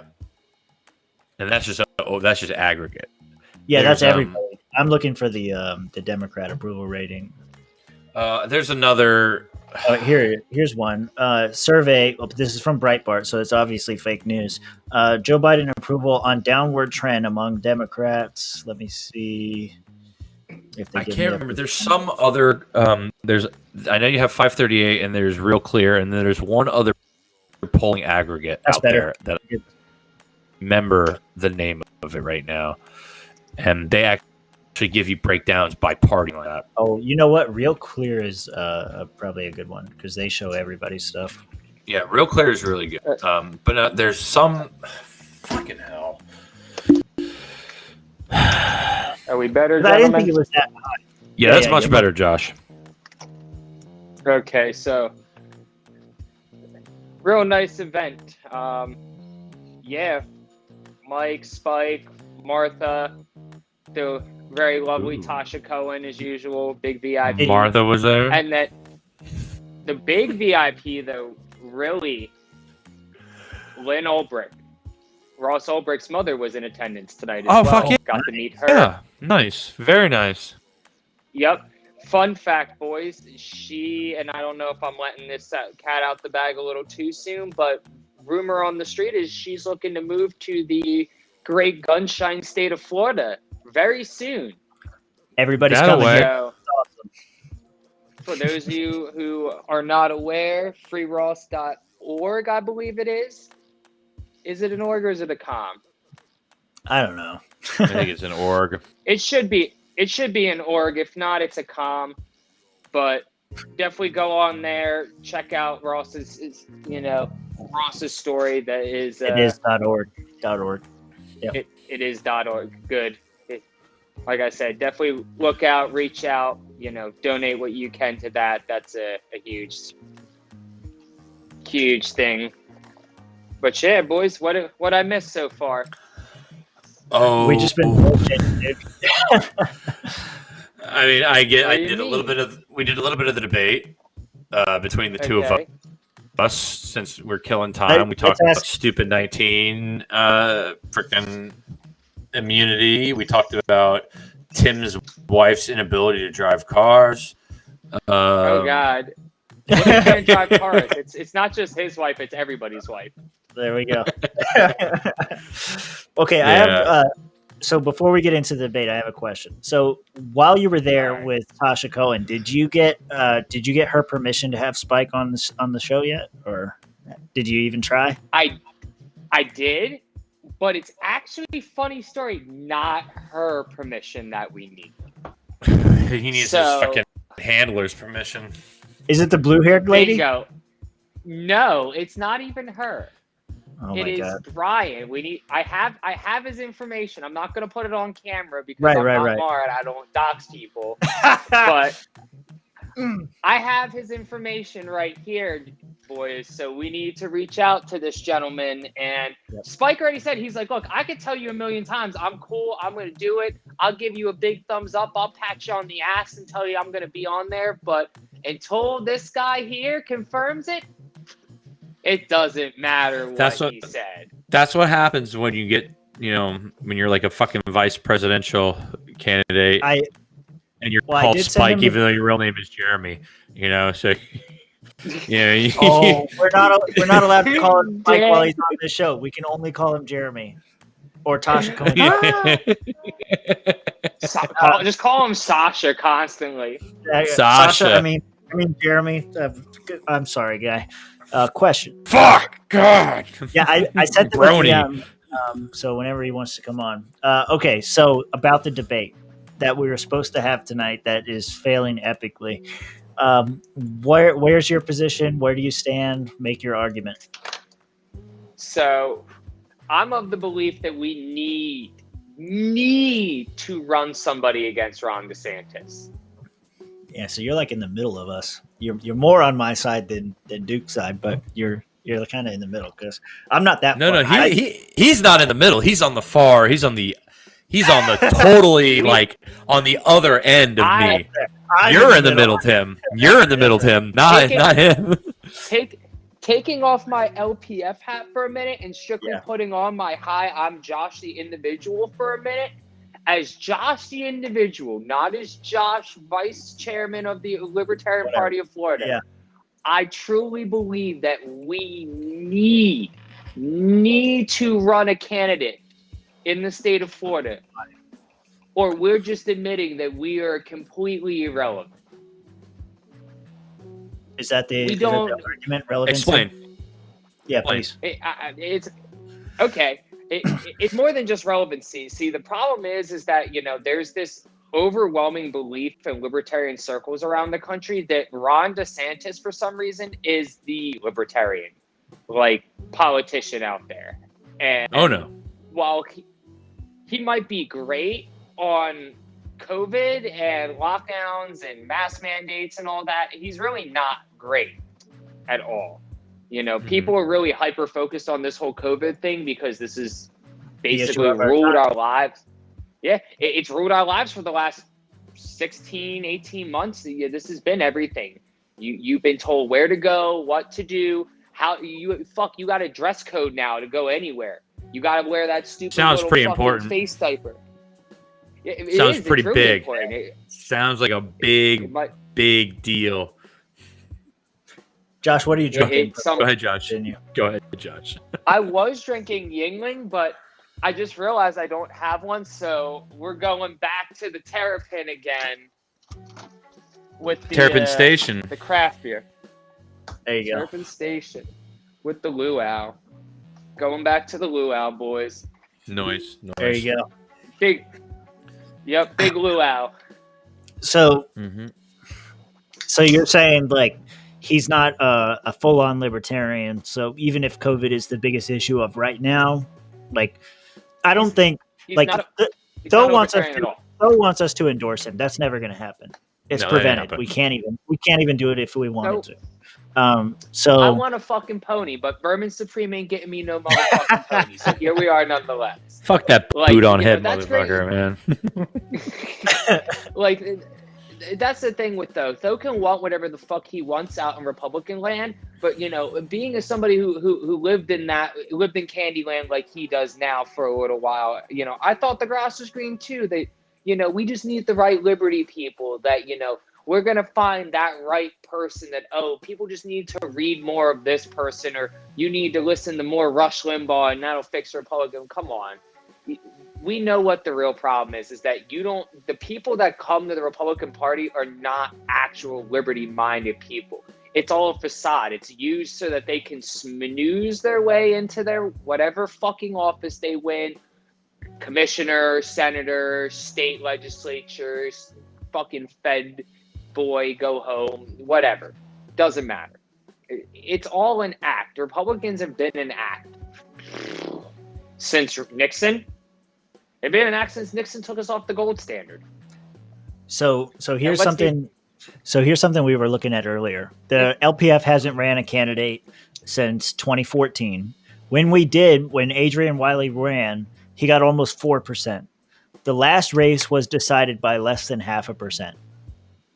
Oh, really? It was. Yes. You mean to tell me that the Libertarian Party of Florida could swing the whole governor vote, and that's absolutely a reason we should run a candidate? I just wanted to see what you would say to that. Yeah. Whatever winning candidate wins, we've now, I don't want to say forced or coerced you, but that's we've got that we have a candidate. This candidate could potentially affect your chances of winning or losing, or your opponent's chances of winning or losing. Who knows? I don't know what the future is. I'm not Dr. Strange. But what I do know is that if we run a candidate, we now have a voice. Excuse me. You're good. No, I was making that was the same argument I was making. I coming at it from a little slightly different than you were, though, because I don't think we're in a position where we need to run a candidate. It's like a live or die situation. But if the right candidate came along, I think that would be right. But what it sounds like you're saying is it doesn't really matter who the candidate is. We just need to run one. I would disagree. Now, see, here's the trade-off is, this is... You would disagree with how I phrased it or what the argument? Yes. What part? The phrasing. What part of it? What part of it do you disagree with? I'm trying to get to it. We shouldn't just run just anybody. Like, okay.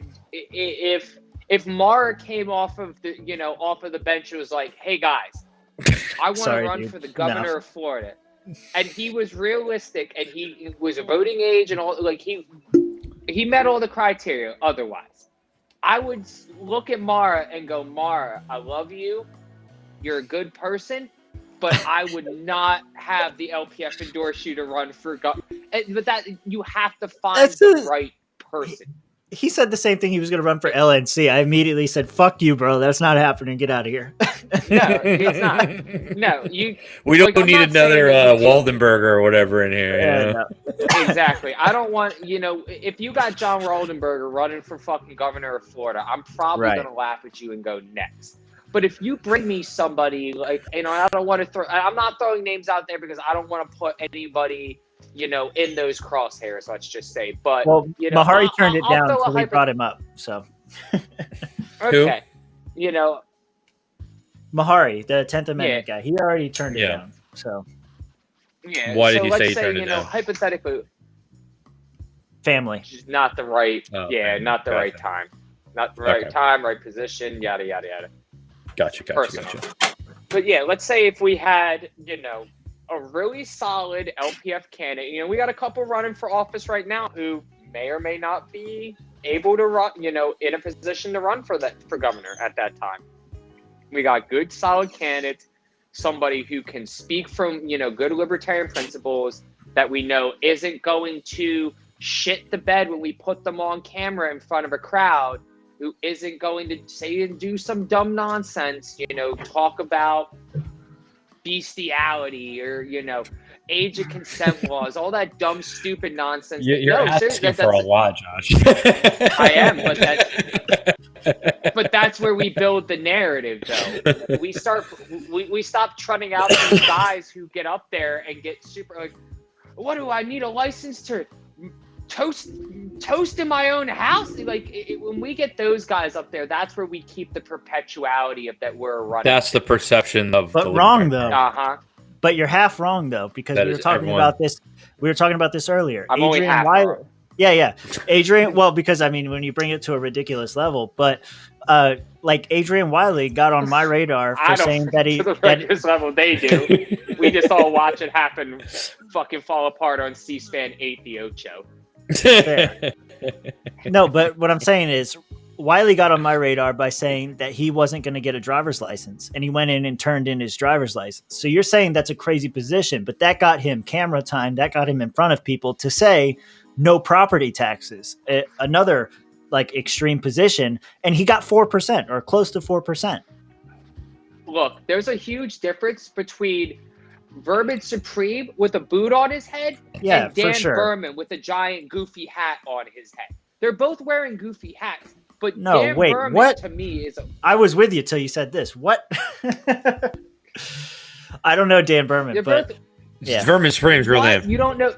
Oh, Dan Berman. Yeah, he's the one who's got the big crazy hat that says "taxation is theft" on there. It looks like a giant Mad Hatter. Like, okay, I'm just a hat guy. Got it. Never mind. I'm all. You are. Well, I mean, you work at like Lids or something. So. Yeah. So you're the hat guy. So you're the hats guy. Well, I mean, it made sense. They both wear a big something on their head, and everybody kind of knows them for that something. So you're saying obviously there's a big difference between like a candidate with principle and a joke candidate. Yeah. Yeah. But obviously. I don't get perception's reality. Right, but that's what I said. You're saying that if somebody's arguing for, like another example would be like civil asset forfeiture. Like that's what LP was focused on while COVID was happening. That doesn't ring anybody's bell. That doesn't get anyone excited about a candidate.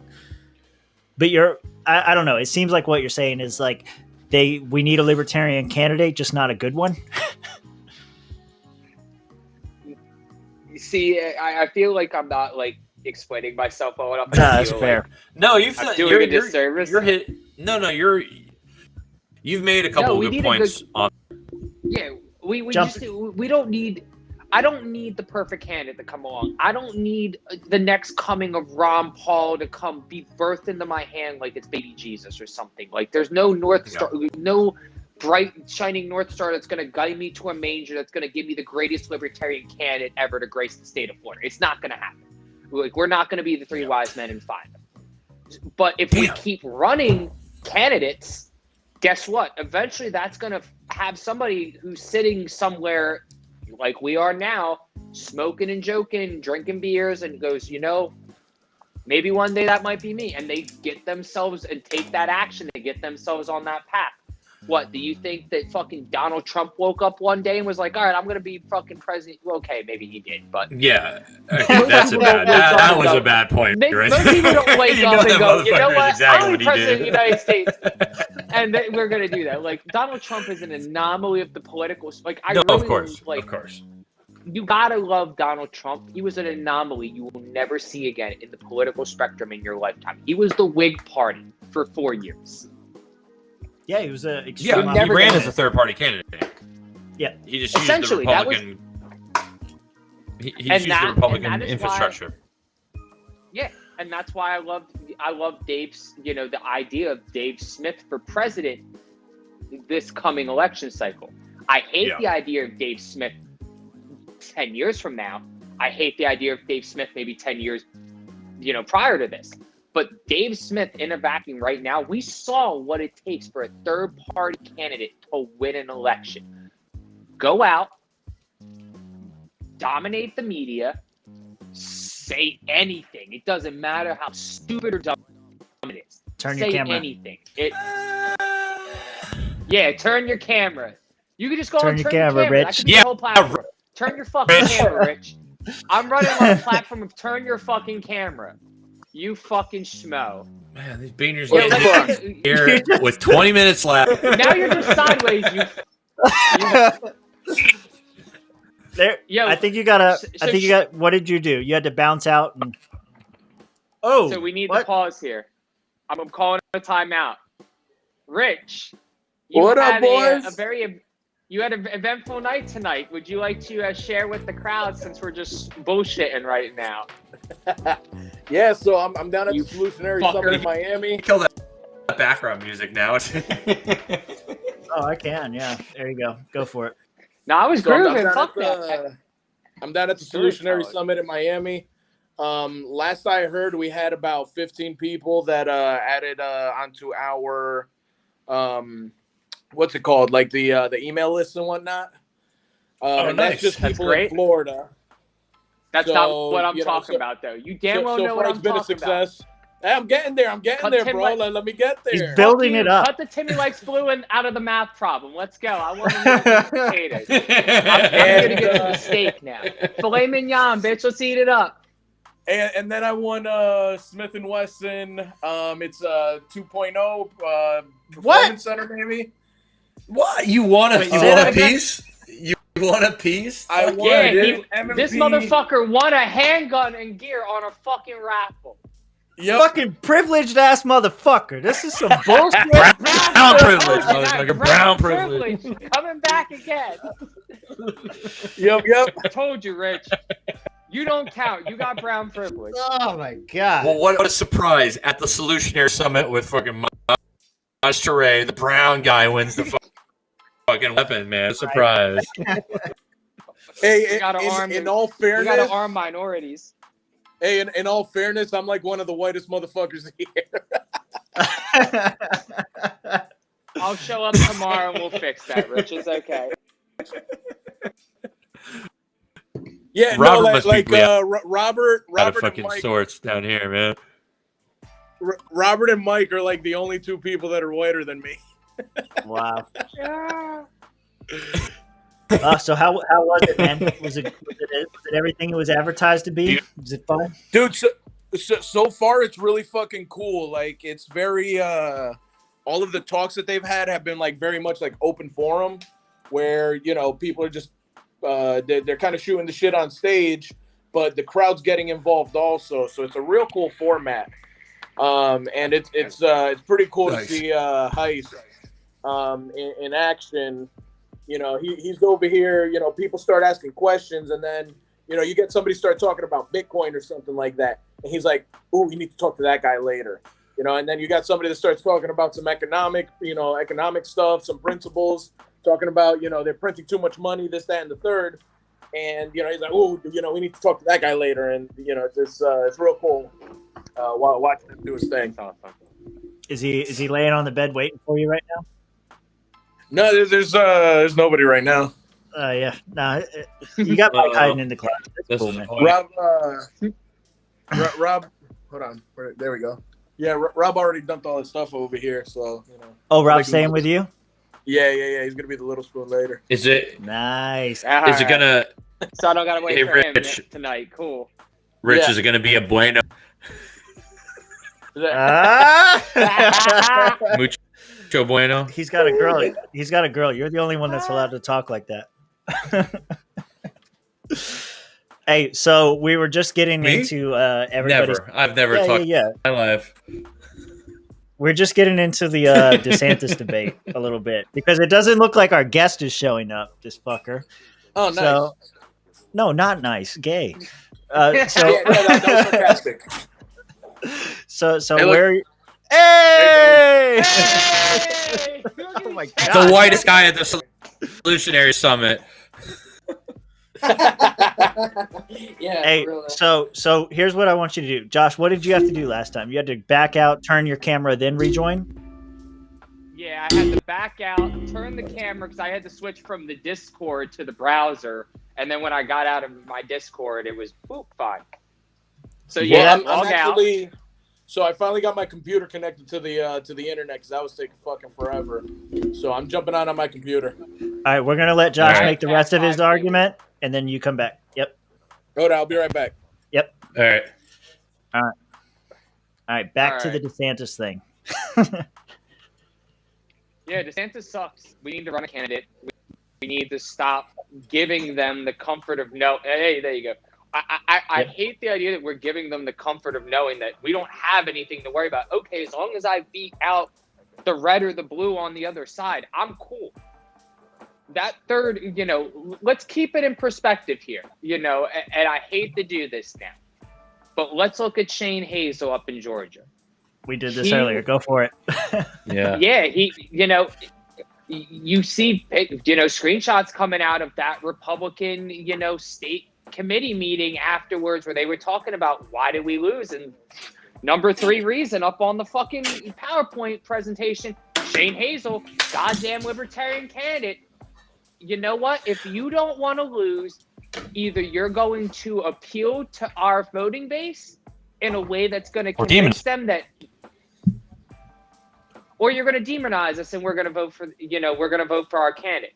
But, the reality is that running a candidate gives those other 2 fuckers a hard number to look at to go, ooh, X amount of people voted libertarian. And it don't even have to be libertarian. It voted libertarian, voted green, voted democratic socialist, voted constitution, voted progressive party, whatever. It gives them a gauge to go, okay, what are the people on the other side? Because they know, okay, people are voting red, blue. They're just so tunnel vision. This is how I was raised. There's these 2 and that. That's what most people but for are. that third part, but you can, it gives them a little wiggle room. If they know, oh man, I lost by this many, maybe I can win over, like you saw it with Trump. He started at the end of his campaign when he knew he was a little touchy. You started hearing him talk a lot more about libertarianism and libertarians. And if you're a libertarian, you should be voting for me. No, I'm not going to vote for you, Donnie T. You didn't win my vote. But he got desperate. He knew what it was, and he knew that, okay, if I can win those 4.5 million people who voted for Gary Johnson, if I can win a couple of them over to my side, I got a better chance of beating out Joe Biden than if I don't win them over. And it wasn't like it was hard this past cycle with the candidates we ran. Hey, so I agree on this. What is that noise? Is there background? Somebody beating a drum? Oh, sorry. That was me. I flicked. My bad. Okay, never mind. Go ahead. No, I flicked my spring here. Yeah, don't do that. It's my bad. Look at the bean. Go ahead, Rich. So I agree that we can ruin elections, okay? And like you said, whenever the election cycle's over, what do? They look at the numbers, whoever lost, and they're over here looking at, why did we lose? And I think we're in a little bit of a unique position because, I'm pretty sure DeSantis after his last run, took a look at it and said, shit, we only won by 30,000 votes. Why did we only win by 30,000 votes so that, this doesn't happen next time, right? But us, particularly the Libertarian Party, I think we're in a bit of a unique position because I think both of the sides, quote unquote, right, Republican and Democrat, I think both of them would look at our numbers and say it could have been our votes. whereas the Green Party, for example, or Democratic Socialists, next time. The Republicans and the Democrats are both going to be looking at our numbers and saying, how do we get those libertarians? And here's my whole argument against running. It's not necessarily against running somebody for governor. Let me start by saying that. My whole argument is that we need to leverage the fact that we are, the election spoilers, quote unquote. We need to leverage that fact, and we need to use that to our advantage to pass constitutional carry. If we could get him to back defend the guard, if we could get him to back decriminalization, that's a win for freedom. Had those chances though. He has, but nobody's ever gotten in his chances. Yes, no, I agree, and that's why I don't trust. I'm not gonna say libertarians If should I have vote to for get him in your face like for this Phil shit, Bishop. then you're not the person that we need in the fucking office. You're just a scumbag who's advantageous. Yeah, but it's all about who's the better scumbag to have. I agree. We either have him or fucking Charlie Crist, or fucking Nikki Fried or some shit, or fucking Nikki Fried. Exactly. The last thing I want is Nikki Fried in that office. But guess what? If she's in that office, I'm gonna make the same argument. Hey, Nikki Fried, give us fucking decriminalization on weed, or else we're gonna run a far left candidate, a far left libertarian candidate against you. And I feel against DeSantis right now. No, Hey. I would never run a far left libertarian. I would never want to run a far left To pull votes from a candidate. Democrat? I asked him this No. question. You want to ruin a Democrat? No, it's not about ruining a Republican I'm not going to DeSantis and going, I'm going to ruin your election, or I don't give a fuck about you. I'm telling you, you're going to either lean more libertarian, or that's just going to be the way it is. People are just going to vote against you because we presented a candidate who, might just choose the platform things that your base cares about that you're not championing. If we run somebody who champions constitutional carry, repealing, the gun laws that DeSantis put in place after fucking, Parkland and all that, that's going to take votes away from him. Yeah, we could run some libertarian, and they don't even have to be a far left that wants to run on decriminalization and yada yada. And okay, we can ruin Nikki Fried's election. It doesn't really matter who it is. The mindset doesn't change, because the reality is that they can flip-flop. It doesn't matter to me who's in office. The strategy essentially is the same, is that you're running somebody that you can focus on, okay, these are things that maybe your side cares about, but at the end of the day, these are libertarian things. These are libertarian values, they're libertarian principles, they're part of the libertarian philosophy. They're part of our platform, if nothing else. And if you aren't going to align more with our platform, whether you're a Democrat, Republican, socialist, I don't give a fuck what your party is. If the Green Party wins the goddamn governor's office, I'm gonna do the same shit to them.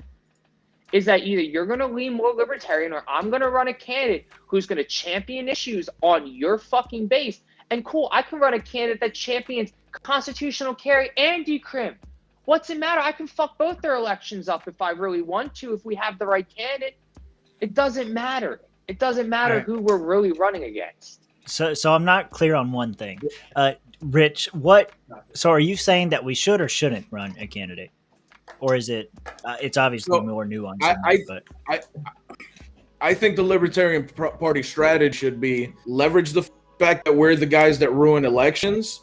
We go to DeSantis and say start libertarian shit like constitutional carry, decriminalization, okay, and leverage the fact that we have 60,000 voters, libertarian voters, when last time he only won by 30,000 votes. Let's leverage that against him. But I don't think that we should have somebody against him unless he tells us to get fucked. Which is what would happen. This is yes, but this is the Tho Bishop argument, right? Is that we should ask for concessions rather than run a candidate. But what incentive is there to give us concessions? That's what the candidate's for. The fact that we have 60,000 libertarian voters that will vote in another way. Doesn't mean shit. Okay. We didn't run a candidate last Sure, time. it does. Sure, it does. He lost by 30. He won by 30,000 And we didn't run a votes. candidate last time, which means that they had nobody else. So if we bring a libertarian candidate in there, now that might draw people away. That might draw 50,000 away from the Democrat side, who might go, okay, well, the Democrats weren't that great, but that was the best thing I had. You're lefty libertarian. You get the right libertarians with, oh, well, DeSantis wasn't that great when he ran. Because I remember when DeSantis ran, I wasn't a fan of DeSantis. I thought he sucked dick. I thought he sucked dick just as much as Gilliam. Come to find out, Gilliam sucked a little more dick than he did. But that's neither here nor there. To be fair, I voted for DeSantis, and I'm glad I made that choice. But there was no libertarian in the race, so I made the choice I thought was right. Hold on, Robert's been hiding in the background. He's been checking. He's creeping out. on Rich. Yeah, he's checking him out this with whole the time. white shirt, just sitting on the bed. Sit him on your lap. Let's see what Robert thinks. Yeah. Get your lap boy in And never there. touch your toes. He's gonna show you where the wild goose goes. I can't tell if his camera's frozen and he's moving around. Oh, it's or- frozen. Oh, it's so frozen. Wow, son of a bitch. There you are. No, they got robotic. Son of a bitch. Just a little bit. Your audio is fine. It's your video that's shit. So where are you Okay, at? yeah, fuck the video. Where are you at, Robert? Fine. We're at the Solutionary Summit here. No, where are you talking on the about topic, dude? Idea-wise? Yeah, no, I took the side. Here, can I assume the chair? Switch. Sit on him. Assume Sit on him. Assume the position, big boy. Yeah. There's not So- two chairs in this hotel, you cheap fucker. It's I'm already Two short. beds, It's one chair. I sink into it. I took the position that we should run a candidate, precisely because we take from both sides evenly, right? We run on the issues. If we're good enough, we can steal 50-50. At least that's what the numbers point towards in our last two national elections and the exit polls. So you take from both sides equally, even though they think we take from the Republicans, right?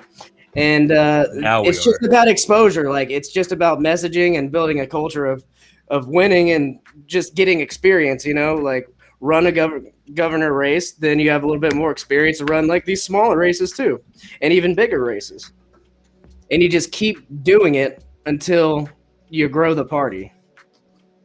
And honestly, I think it's a bigger fucking deal for the party as a whole to be running governor candidates than any fucking presidential candidate. Okay, so I I can. Yeah, sorry, Rich. I can argue against both of your arguments right now. So Rick, as far as Robert's concerned, you want to run a candidate so that we get experience or whatever, and then Josh, you're saying like we got to do it for the party's sake. Well, Tho's not here, but I've listened to him enough. The argument is, okay, party versus liberty. Which one do you care more about? DeSantis would have been the better candidate. As far as liberty is concerned, you're risking people's lives in Florida by running a candidate, and party be damned. The end goal is liberty, right? Whether it comes from a Republican or a libertarian. Freedom over fear, baby. So what liberty are you willing to compromise, Tim? I'm you're gonna have to compromise. I'm on your somewhere. side, God What- damn it! I'm trying to make a steel man argument.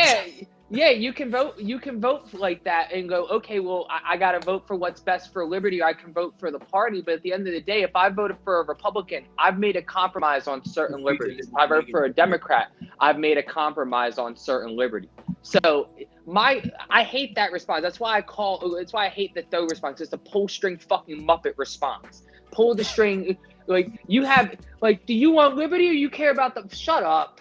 Do you what liberty do you want to? What liberty are you willing to compromise is really the question. What liberty are you comfortable giving up to get other liberty? So, oh, cool, I got this liberty over here. No, don't pay attention over there where that liberty is getting buried at 6 feet under in the dirt. Yeah, but I got that's this basically liberty over what here. Look at it. politics is at this point. It's what are you willing to give up when you're playing the game? Yeah, it's a shiny because new. it's all a game. Yeah, it's all a game.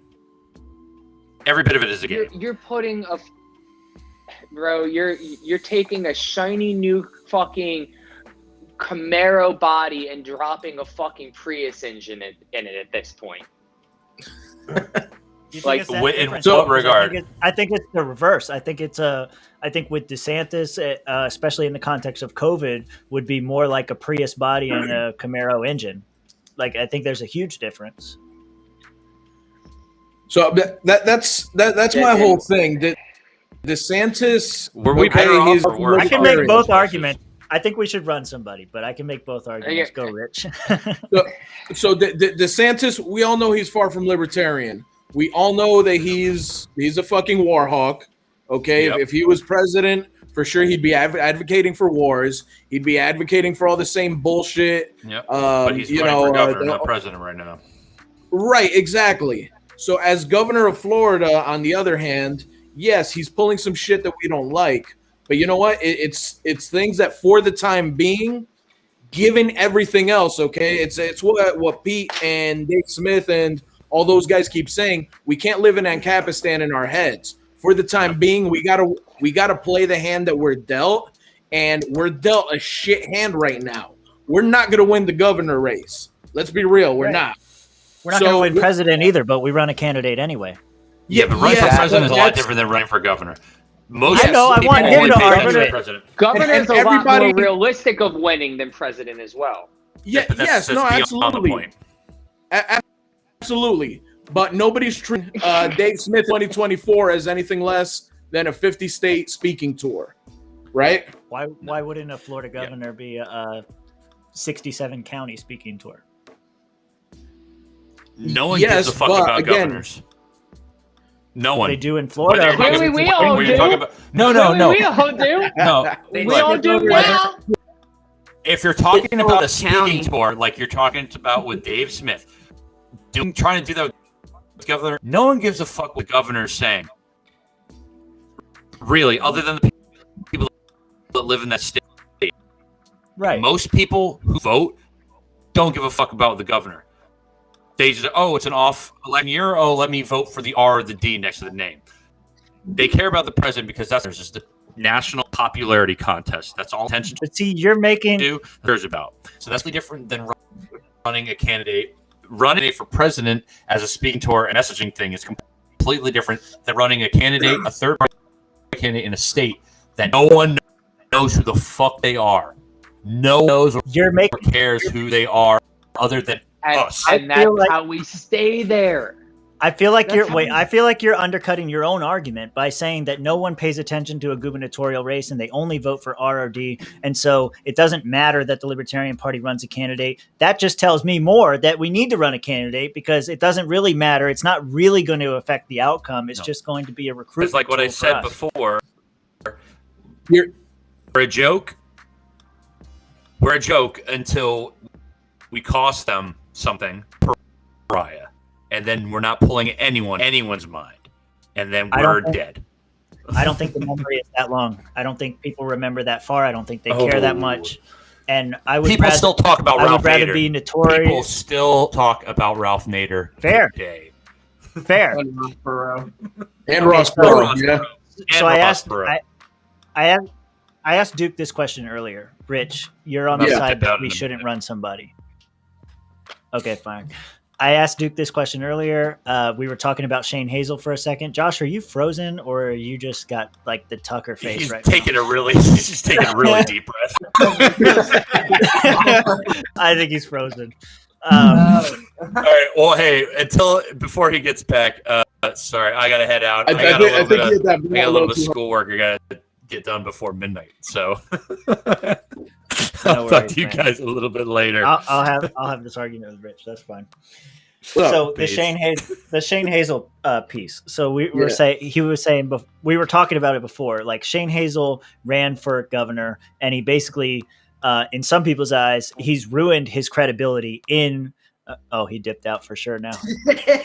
There he comes. He's back. Hold on. There you go. What's up? Wait. There we go. What happened? Your Tucker face, man. What's up? You good? Oh, you had Tucker face for a while. You know Tucker Carlson? I know Tucker.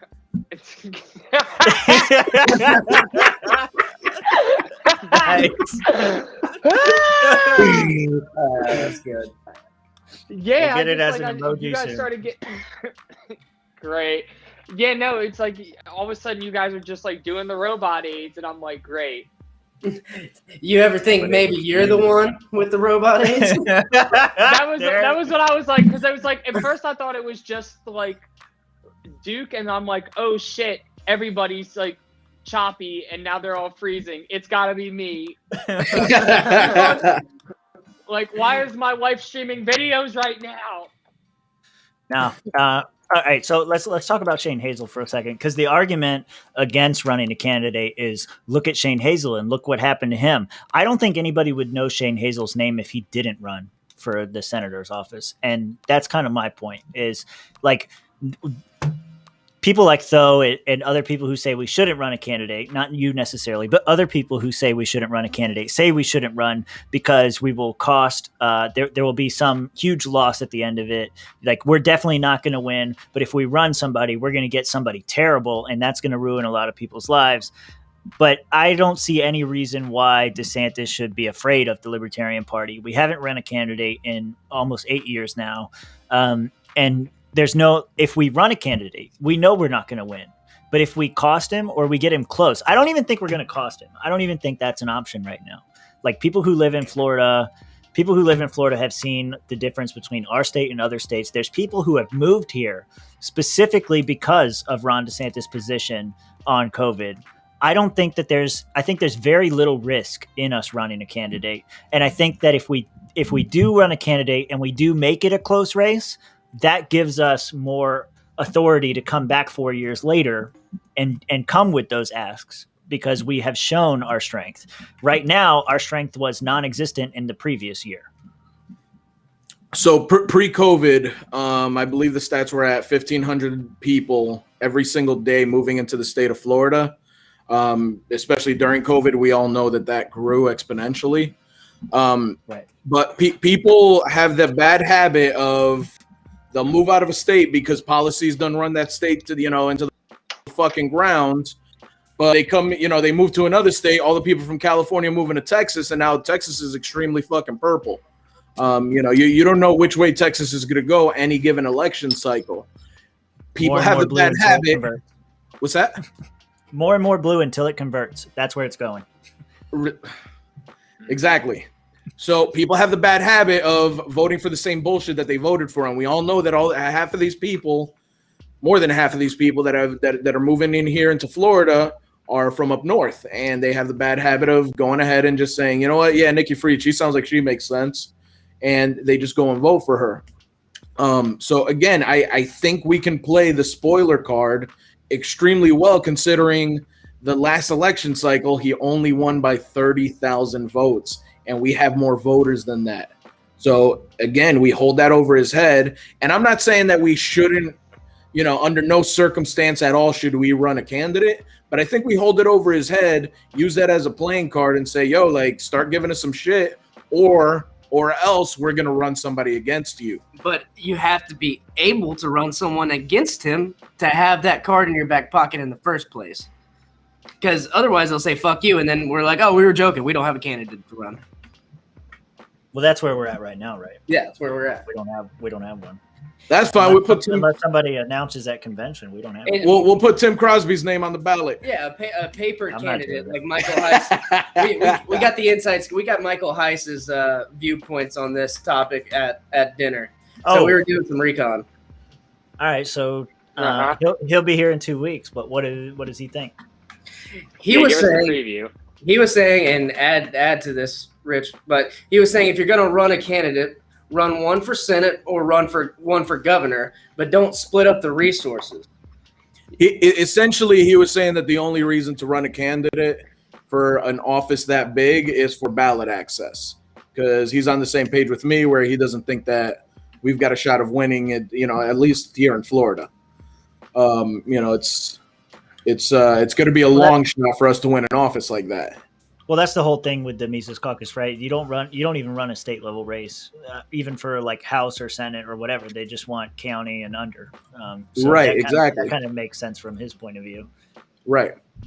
I don't even, just to shit on our own state for a minute, I don't even think we have the capability to run an effective governor's race. I mean, it would literally just be the headlines.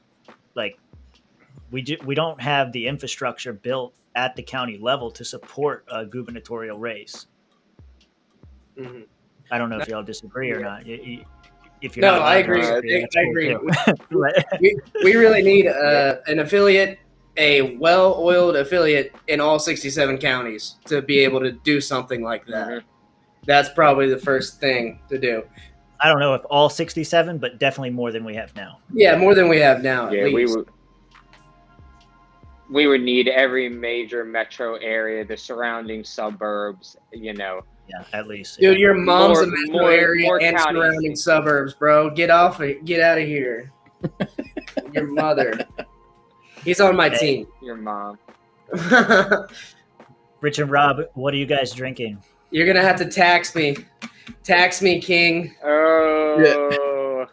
Yeah, we made it up here a little bit late, so we got no booze, but I'm probably about 6 drinks in across the whole summit. Yeah. Doesn't matter. You got here. All room service. You came on the show without a drink, so next week double with interest, 5 drinks apiece. I hate the interest. Yeah, what's Yeah. one extra drink? I've been drinking like 3 drinks every show, so I'll catch up. That doesn't count. That doesn't. I know. Look, I'll catch up though. I ain't got no problem with that. I ain't scared. I ain't Mara. Where's Mara at? Yeah. This man brings Speaking a of 5-gallon which- jug. 5-gallon jug of fucking Viking. I think juice. I think Mara didn't show up on purpose because he knew he wasn't going to be able to get the 7 that he owed, so he didn't want to add any more to it. So he just decided not to make an appearance. I think that was Dude, his so strategy. I kind of shit on him. He was helping me move, and I was over here shitting on him. Like, what the fuck, Mark? But yeah, I gave him shit over that. I was like, so hold on, you owed us 5. You only had 1, so that there's 1 more that you owe us on top, and then with interest, that should put us at about I figured about 7 or 8. Yeah, I'm gonna go with 7. We'll take it a little easy on him. He's at 7 when he next show that's +2, so 9. How high is it gonna go? We'll see. Yeah. So this governor stuff, I don't know. Who is there? Robert, you think we should run one? Yes. Yeah, I mean, if I had a closing remark, I would say we're a political party, and that's what we're here to do is run candidates. We just have to find people. If you're not running candidates, you're pretty much just a joke, and we're trying to change that as the Mises Caucus levels, at least. But the LP needs to get their stuff together, like as a national party, as a state party, and start finding candidates to run for these positions, regardless of any numbers or anything. If you're a political party, you can't win if you don't run. Rich, yeah, I think you're the only one in opposition here. You want to? Yeah. So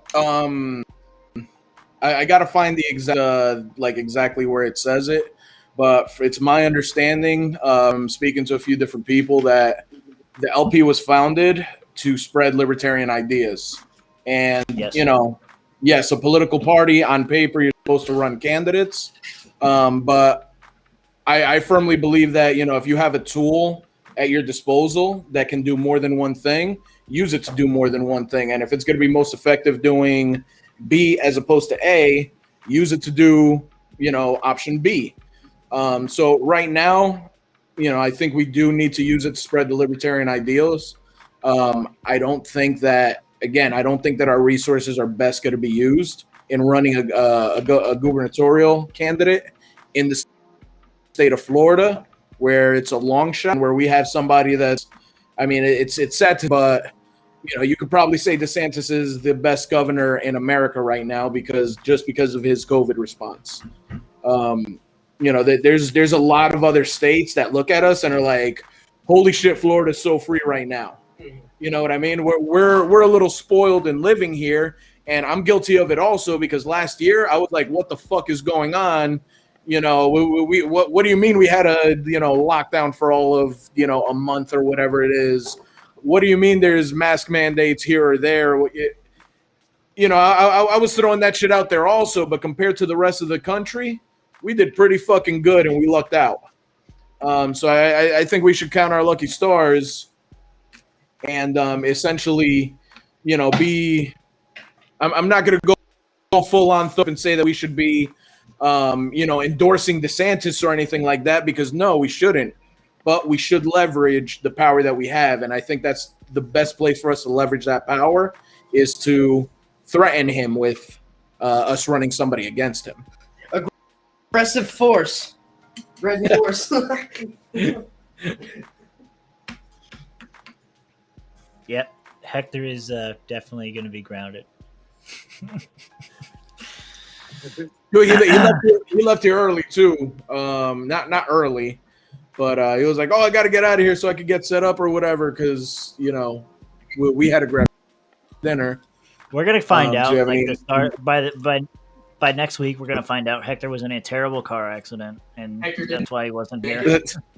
God, damn, he didn't make it. Let's. No.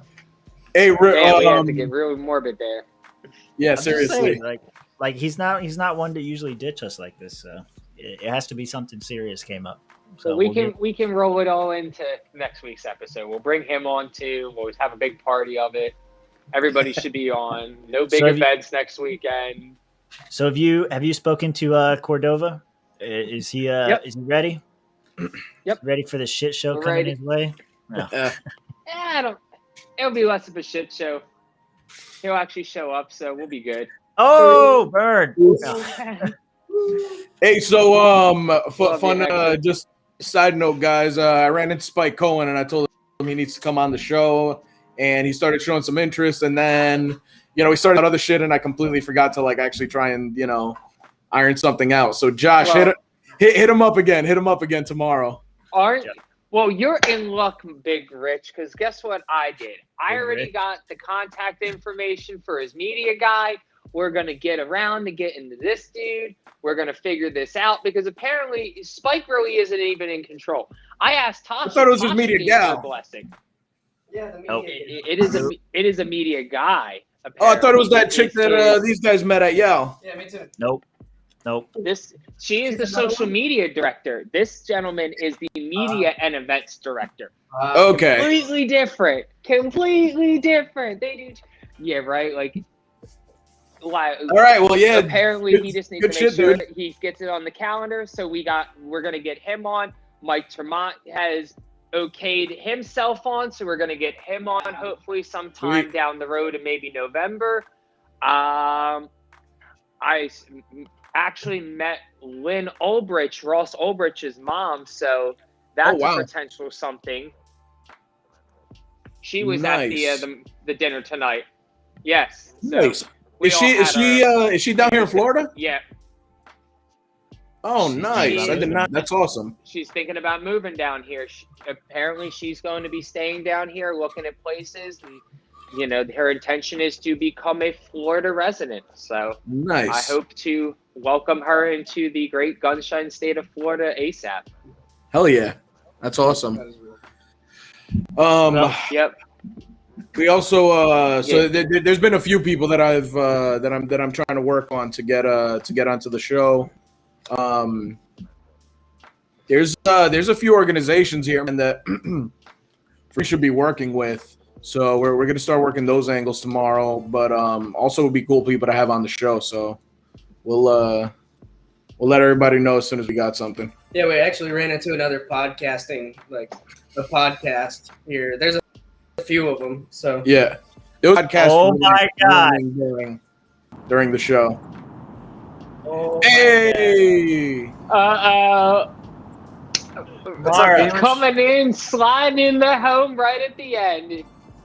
I can't see you. It's totally dark. Oh, There you go. Hey, Mara, shit on, bro. Now I'm you owe us 2 more. Oh, boy. Okay, guys. I really wanted to be here for this episode because I have a lot to say. I have a lot to say about if we should run someone for governor. Okay, Bro, it's well, here's the- 11:30. I thought I was fucking late. I know. Here's the situation. It's almost. Just hit the road. I understand. It's way after 11. Our guest that we were supposed to have on to debate this has totally ghosted us. So you're just late, man. And now you All right, owe us make drinks your as well. yeah. You're definitely going to owe us drinks now. But make your argument. Let's hear it. We'll see how far we can go into this, but we really do need to wrap it up. Yeah, we're closing still statement, live? Mara. yeah, Oh, homie. we're still live? Oh, Yes! okay. So me and Rob got here rolling. like How half you an hour doing? ago. So Hi, Stream. How you doing? When we hit came in at episode 100, we need to 11:20. look back on this episode. Make your argument. What is your argument? You got a lot to say. Get the most so- of it off your chest. I'm sure we've already heard this part. DeSantis won by 0.4% of the vote Yes. in Yes. 2018, right? Historically, libertarian candidates get like 2%.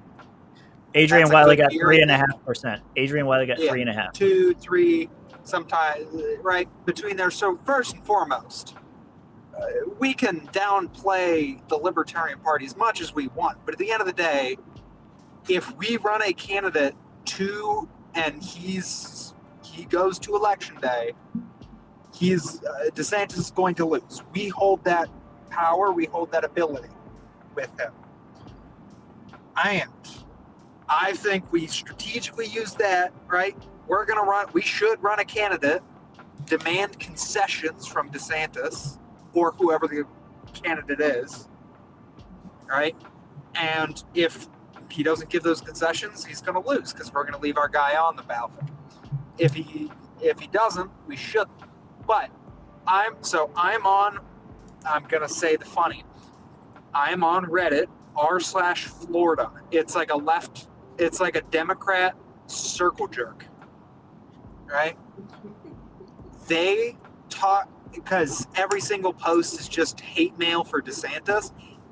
Somewhere in one of those posts, it's not even me. Somebody has said, "Do you want DeSantis to lose? Contact the Libertarian Party of Florida and tell them to run a candidate through to the ballot." It's not even me. So what is your position? Run a candidate or don't run a candidate? Run a candidate, and unless we get some, I'm not going to say crazy, but some nice concessions out of the Republican candidate, we leave him on the ballot. Okay, so the first thing that I wanted to say in response to your initial argument is it's not an automatic loss for DeSantis. I don't think so. I don't think it's an automatic loss for DeSantis just because we run a candidate. The other guys have already heard this, but you just got here. So I don't think so, because I think pre-COVID, I think that was the situation because nobody knew what COVID was or how it was going to affect things. Now that people have seen how DeSantis has reacted to COVID, I think there's more support than ever for him. I don't think it's going to be as close as a 0.5% victory. I think it's going to be much closer to 5%. But I also, there's a lot of people that have moved around the country to Florida specifically for that. Now, Rich said in argument to that people tend to vote the way that they voted before they moved, and there is merit to that. We did vote for a $15 an hour minimum wage here in Florida. Yeah. I just don't think that even if we were set up to run a governor's race, which again, you weren't here, but I mentioned earlier, I don't think that we even have the capability to run an effective race if we wanted to. But even if we could, I just think there's so much natural support out there right now for DeSantis based on what he did for COVID that it is really safe for us to run a candidate and really put pressure on people without this doomsday scenario of a Gillum or a Freed. Fair point. All right. So anybody else want to get some closing arguments in there? I won't rebut your arguments anymore. I just want to wrap this up. But anybody want to say anything else? I mean, in all fairness, if there's ever a time where, we wouldn't take a lot of votes away from whatever Republican candidate is running, it probably would be right now. So that's a fair argument. After his response to COVID, there's plenty of Republicans just slightly right-leaning people who, they see a libertarian and they see DeSantis, say, nah, fuck this, I'm voting for DeSantis just because of that. So that's definitely a fair argument. Now, next time around, next election cycle, yeah, fuck it, let's run somebody. Yep. Rob, you want to jump in? I mean, not really. I think I spoke my piece on the subject. I think we also need to have some open communication with like the Green Party or something like that, because they need to start running people too. If the negative connotation is we steal from the Republicans, we got to get them to start running third-party candidates who'll steal from the Democrats, at least in the public's mind, right? I don't know. Yeah. I say we leverage all that shit, man. Yeah, everything. I said I wasn't going to rebut you guys, but I will for a second. The Green Party didn't run a candidate last year either. The third place candidate was a Reform Party candidate, and they got just over 0.5%. They got just over 0.5%, and then everyone else was an independent after that. So there are no other parties here. Dude, I don't even know what the Reform Party is. That was the one Trump ran with initially before they took on David Duke and all that. Oh, okay. Well, lovely. Yeah. they have a sordid history. Look into them. But yeah, I don't know. Josh, closing statement, arguments. I mean, the purpose of the reason the Libertarian Party was founded was to, on one hand, spread the idea of libertarianism, on the other hand, to run libertarian candidates to push libertarian-minded policy. And each one of those hands, it's a one hand washes the other thing. You run candidates to spread the message of libertarianism, and as you spread the message of libertarianism, you get libertarians elected that affect that policy. So in order to do one, you got to do the other. I don't see how, running a candidate is a negative. And, especially right now with the way Florida is, the whole platform everybody's going to be running on is COVID going forward. So, I don't see a way DeSantis loses unless he,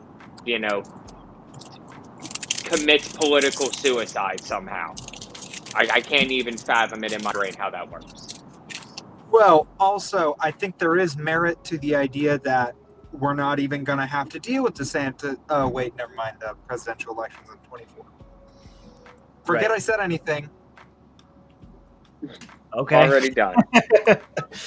All right, everybody. So we're going to wrap it up here. This has been the craziest episode of the Swamp Creatures podcast because no one showed up. Thanks for tuning in. Anyway, next week will be much better. We have Eric Cordova coming on, vice chair of the Libertarian Party of Queens, New York, or vice chair. Yeah, did I say vice chair? Yep.